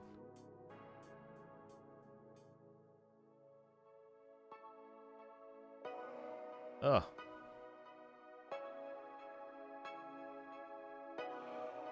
There we go.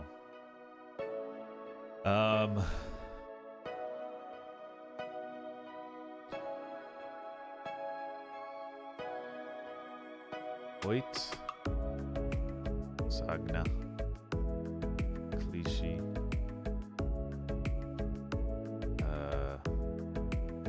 Tore. I think he might be there. No. Yavi? 3 letters. Pleb? Or 4 letters, sorry. No. Wilshire?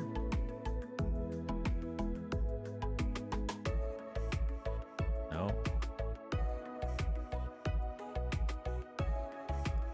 Walcott? Nasri? Cazorla? No, he needs the E in his name. Fabregas.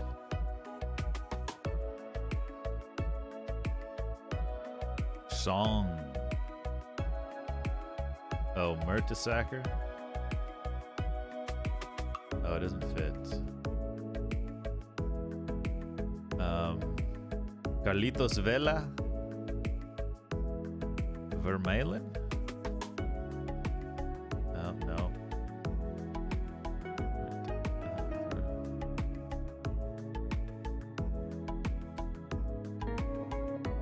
Oh, Koscielny. And the final one, 7 letters.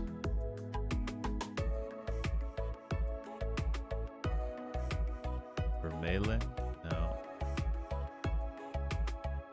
Oh, let me do some editing here. Siuuuu. Yes. We got stuck on that one in the past. Here, we can get chat open on the side here.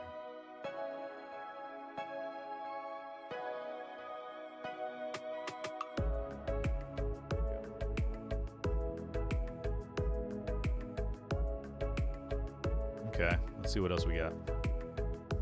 Man United 2015. I don't want to even think about that. Real Madrid 2013.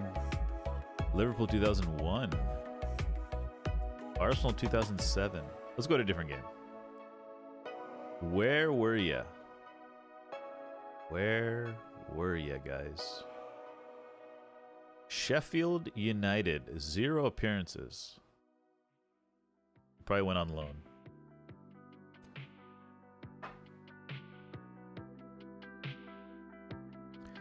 Greatest United player of all time? Chicharito?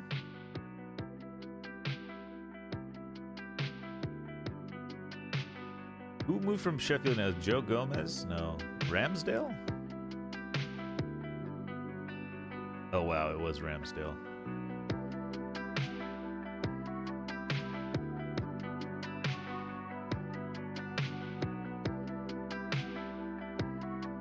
It was Ramsdale.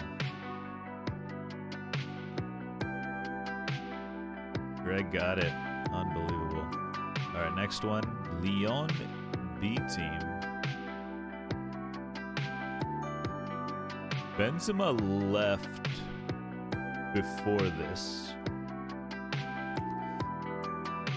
Lacazette.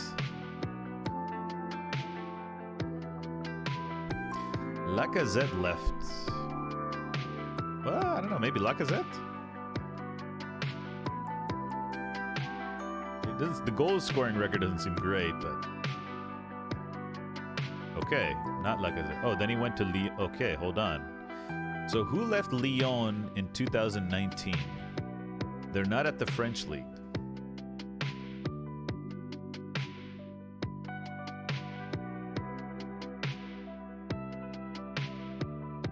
Dembele.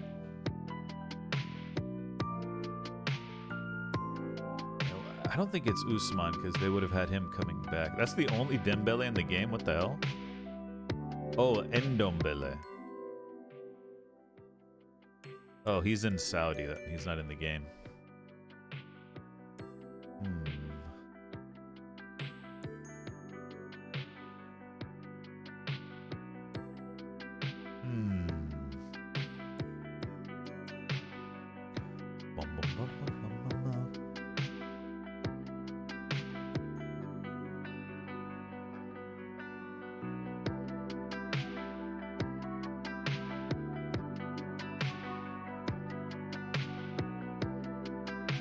Who left Ligue 1 in 2019? Who left Lyon in 2019? French players. Matuidi, no. Sissoko, no. Mendy? When did he join Madrid? Did he join from... Alright, let's just go with Mendy. I don't know. I bet he was there earlier. Oh, it is it Span... Oh, Betis. That's, I know who it is. Do you guys know who it is?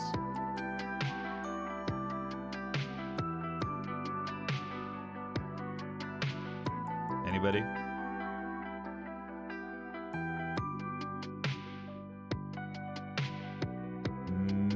Nabil Fekir.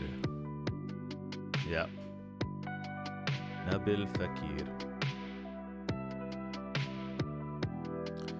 Bayern Leverkusen. 1 game, 1 goal. Okay.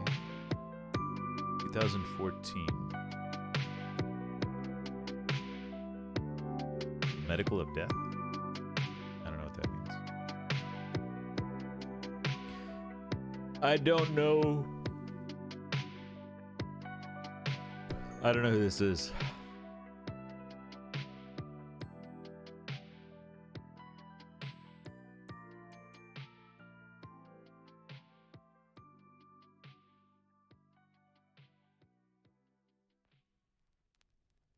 Dun, dun, dun, dun, dun.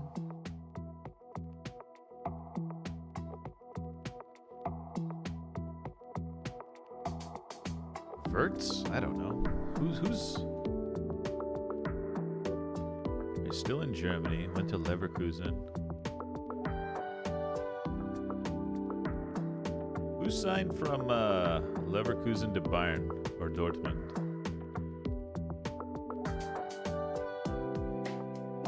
He was supposed to sign for us. He was in our own medical table. Was about to sign. Then something happened. We pulled out of the video. Tons of rumors. Some say his brother demanded 10 million. Oh wow. Others say problem in his knee concerned Liverpool.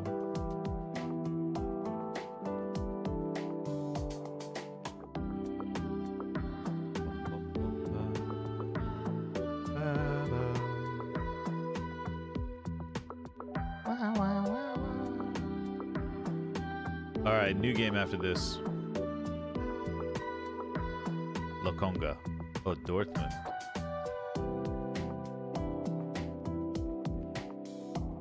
Brandt. All right. I'm out of here.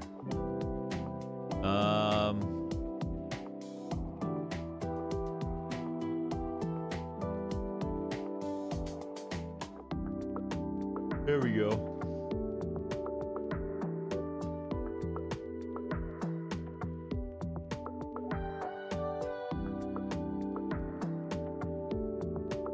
All right, chat. What would you rather?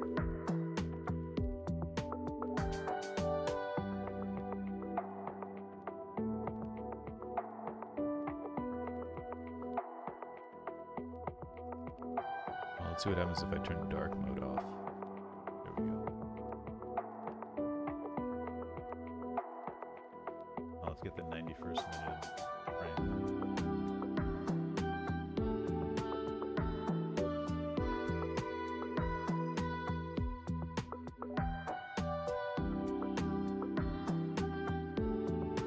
Okay, here we go. First one. Have whatever you say become real. Have whatever you think become real.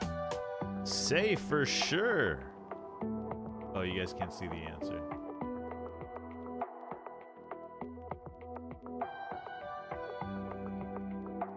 Lose your mobile phone, lose your PC. That's a great question. I'm gonna go with lose my mobile phone. The difference is, my mobile phone is in my pocket. I would rather lose my phone. Which is, I think, a hot take. Relatively hot take. I think most people would say PC for the convenience of having a phone in your pocket. But I actually don't like the phone in my pocket.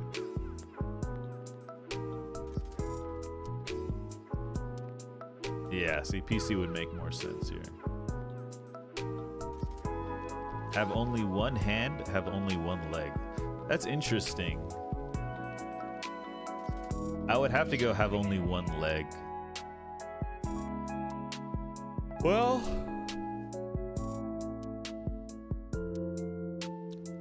it's so inconvenient to have one leg, probably. Have you guys seen the girl in FIFA that only has one arm? She can't play goalkeeper or take throw-ins. Did you guys see that? That was pretty interesting. This is a tough one, actually, because like I could get around with one arm. I really could. I could drive with one arm. I can, you know, type on the computer. I mean, how many things do you need two arms for?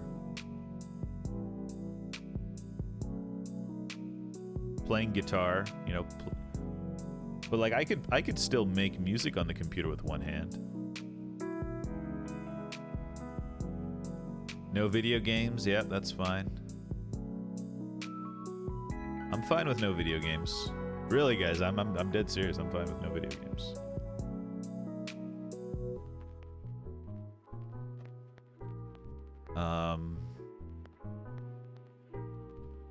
Yeah, I think one hand, and if we know anything, LB Games, right? He's proven that he can still destroy people in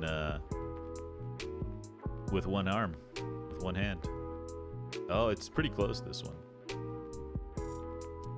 Ability to heal yourself and not others. Ability to heal others and not yourself. Well, I think you can make a lot of money with this one.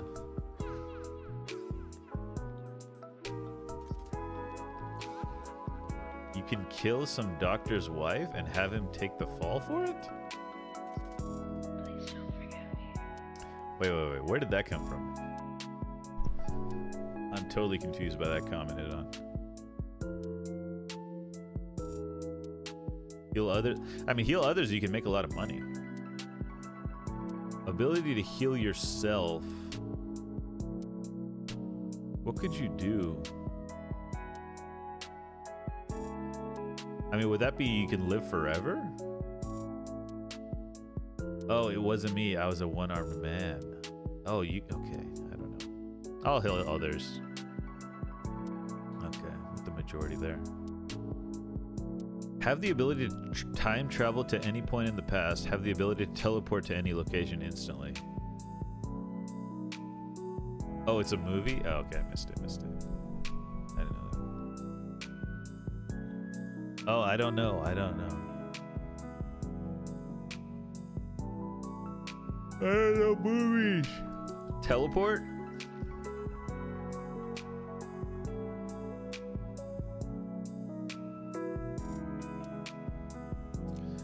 Have the ability to time travel to any point in the past. Yeah, that's what I'm thinking, Banana. Like, I could go back in time. Like, couldn't you live forever if you time travel? No, no, that doesn't mean... You can't time travel as yourself. You time travel as who you are now to a time where you also existed. So, yeah, probably have the ability to teleport to any location. Or maybe, like...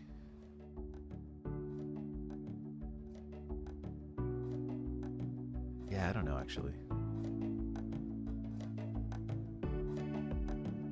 I heard you could get sick going to the past ancient viruses, start new COVID pandemic.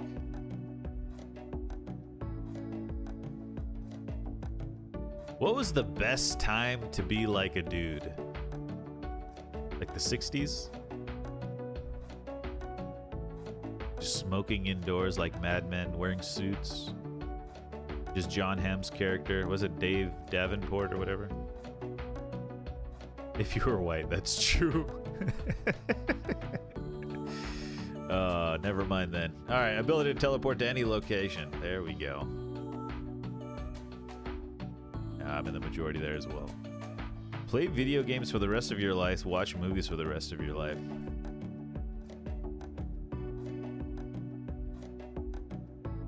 Probably. Watch movies. But if the video games were like, it depends. Do I get to like talk to people?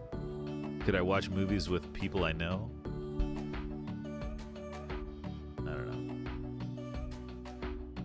Yeah, either kind of suck. But if you had to choose one, the games would have to be a lot better. Oh, this is a movie, guys. This is pretty much a movie. Dang, video games. This is a male-dominated website. Only celebrate your birthday. Only celebrate the birthdays of others. Easy. Easy. I hate celebrating my birthday. Only eat fast food. Only eat homemade... What is this question? Neither? Jeez. Movies are terrible nowadays? I was wondering, like, we're getting into the spooky season. What are there any good scary movies coming out? I like a scary movie every now and then.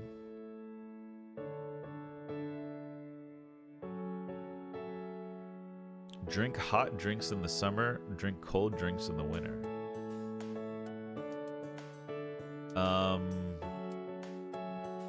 Hot drinks in the summer, I guess. Oh, the writer's strike. Apparently is... Oh wow, hot drinks in the summer. Your streams are scary enough for you? Jeez.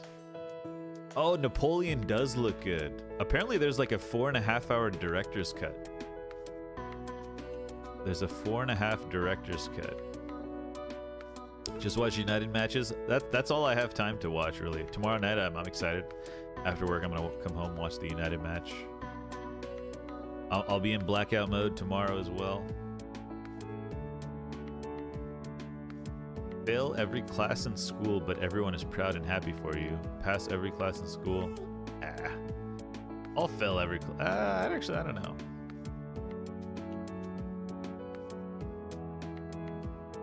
But everyone hates you and envies you? But why do they hate you and envy you? Just because you passed the class? Or because of other reasons? Like, you know what I mean? Like, you know what I mean? Like, I don't no, but everyone hates you, envies you. That's not something you want to live with, is it?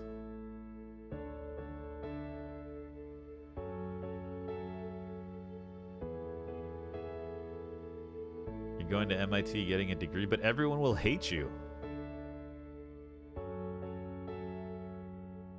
Like even after school, right? After school is done, people don't hate Elon and Bezos. Everyone does not hate Bezos and Elon.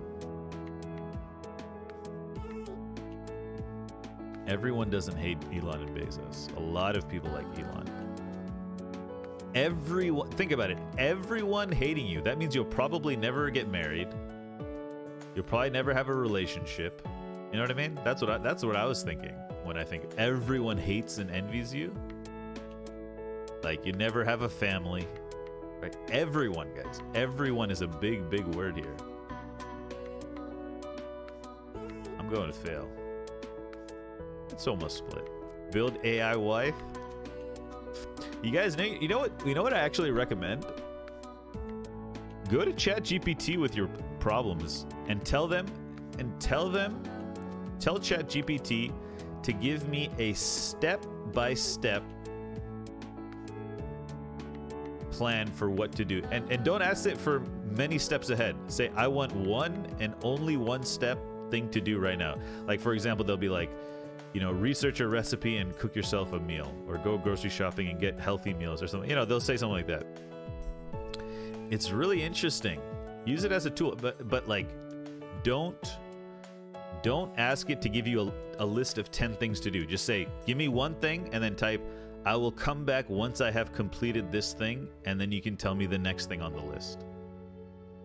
Try it. It's pretty fun. It's pretty fun. Because, like, sometimes there's so many things to do, right? You just kind of type it all into ChatGPT, and then you say, okay, now you've heard everything. And it'll tell you, like, research this, this, and this, you know, research that, other things. Be able to walk on water without drowning. Be able to touch fire without burning. This is interesting, because I was watching videos of tsunamis today.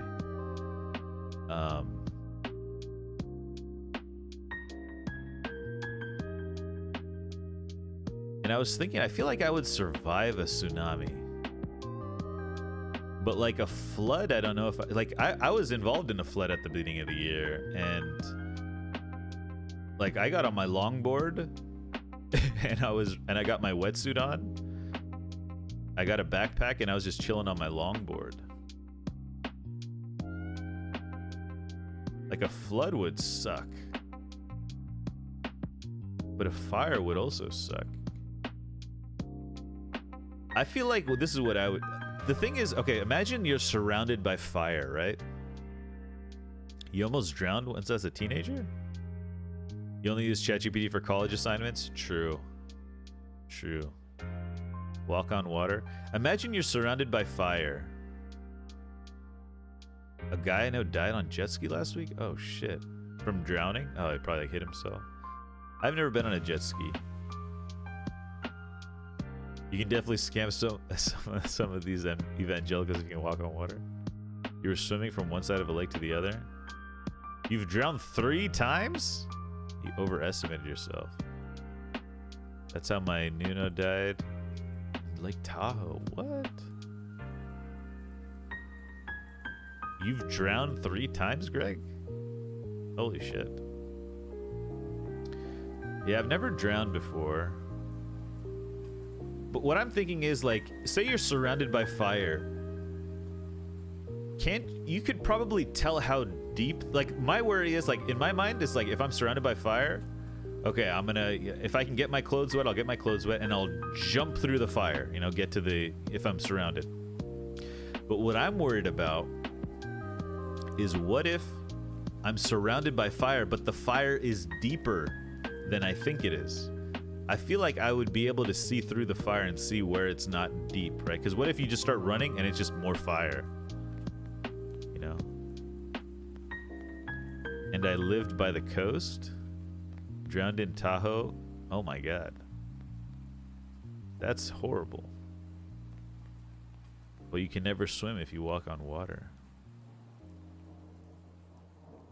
I was good in water. My parents are horrible in water.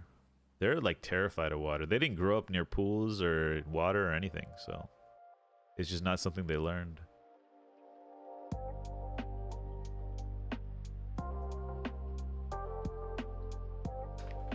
All right, I'm gonna go be able to touch fire.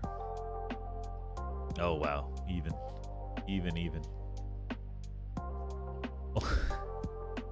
What is this? Only be able to subscribe, only be able to like the video. Only be able to subscribe. Guys, like and subscribe. Follow. Be attractive but very annoying. Be unattractive but very charismatic. Charismatic. Living by the coast makes 100%. Yeah. Lose your arms, lose your legs. I mean, both arms. Attractive people live on easy mode. Trying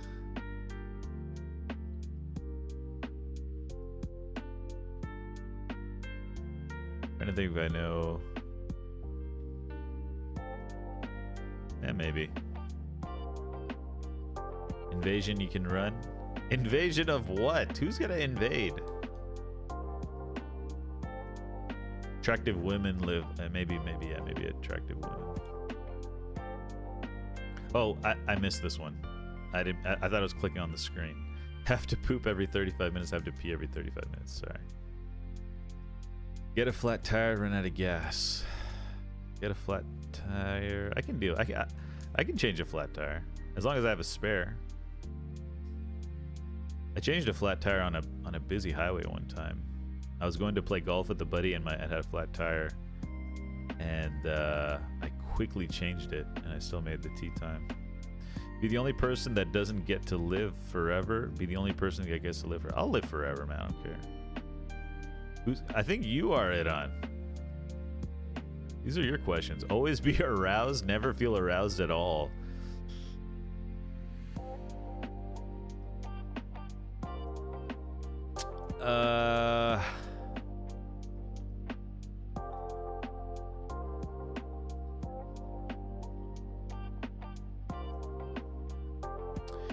So it says never feel aroused at all. Does that mean you can...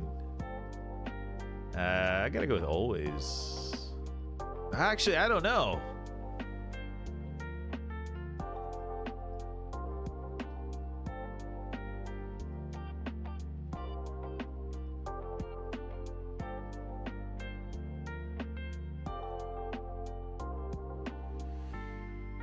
So I'm German? I'm always aroused.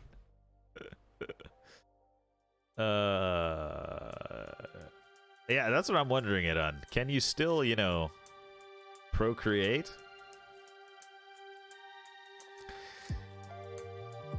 Post-nut clarity. You guys know what I'm talking about? Post-nut clarity, it's called. Okay. This is, we got to keep it PG on the 91st minute, guys. We'll just go with this. It's pretty even. Have tongues for fingers. Have a finger as a tongue. That's a good one. That's a good one. That's interesting. Have tongues for fingers. I'll go tongues for fingers. Finger tongue? You could pick your teeth and stuff easier with like your nail.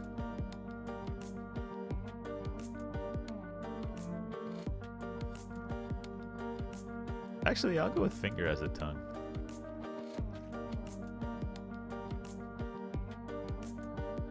Always be tired but not sick. Always be sick but not tired. Well, usually when I'm sick, I feel tired. This is actually tough. Iran, what would you do on this one?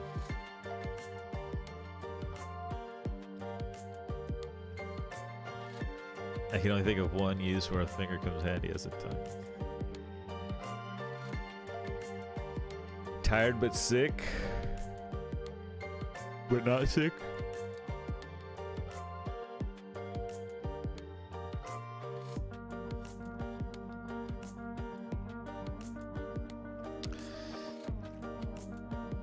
Alrighty, guys. It is 9 o'clock. Iran, give your answer to this one. Okay, dude. I'll go tired but not sick as well. You play Leicester on Wednesday. Only be able to swim in pools with hot water. Only be able to swim in pools with very cold water. Go to my vineyard. Guys, what happened in the Champions League last week?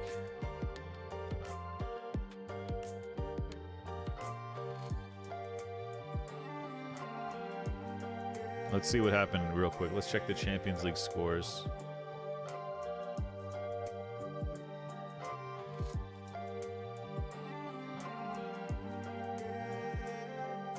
Hold on. Milo's in first place?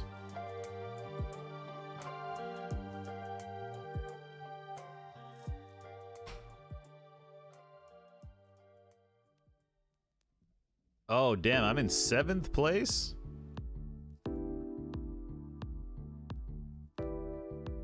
Damn, man, the Vineyard Vandals. Let's see Milo's team. Saka, Bellingham, Haaland, João Felix, Alvarez, Theo Hernandez. That's a nice team. And Kvaradona on the bench. Whoa, that's a nice. How do you get that team? To Stefan's team. Dude, how'd you guys get such nice teams? Look at my team. What happened to my team? Oh, my team's not bad. Oh, Bastoni, own goal, or whatever. Oh, my team's not bad.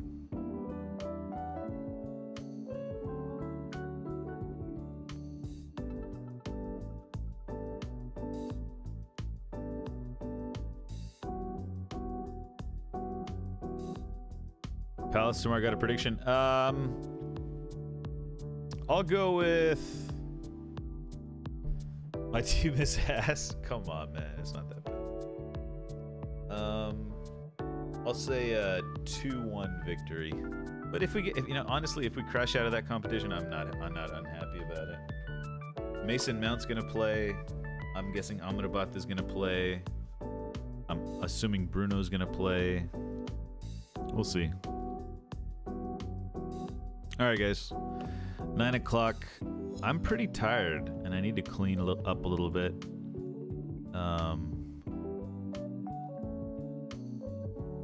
I'll probably be in Discord tomorrow night, maybe hanging out. But yeah. All right, guys. Good night.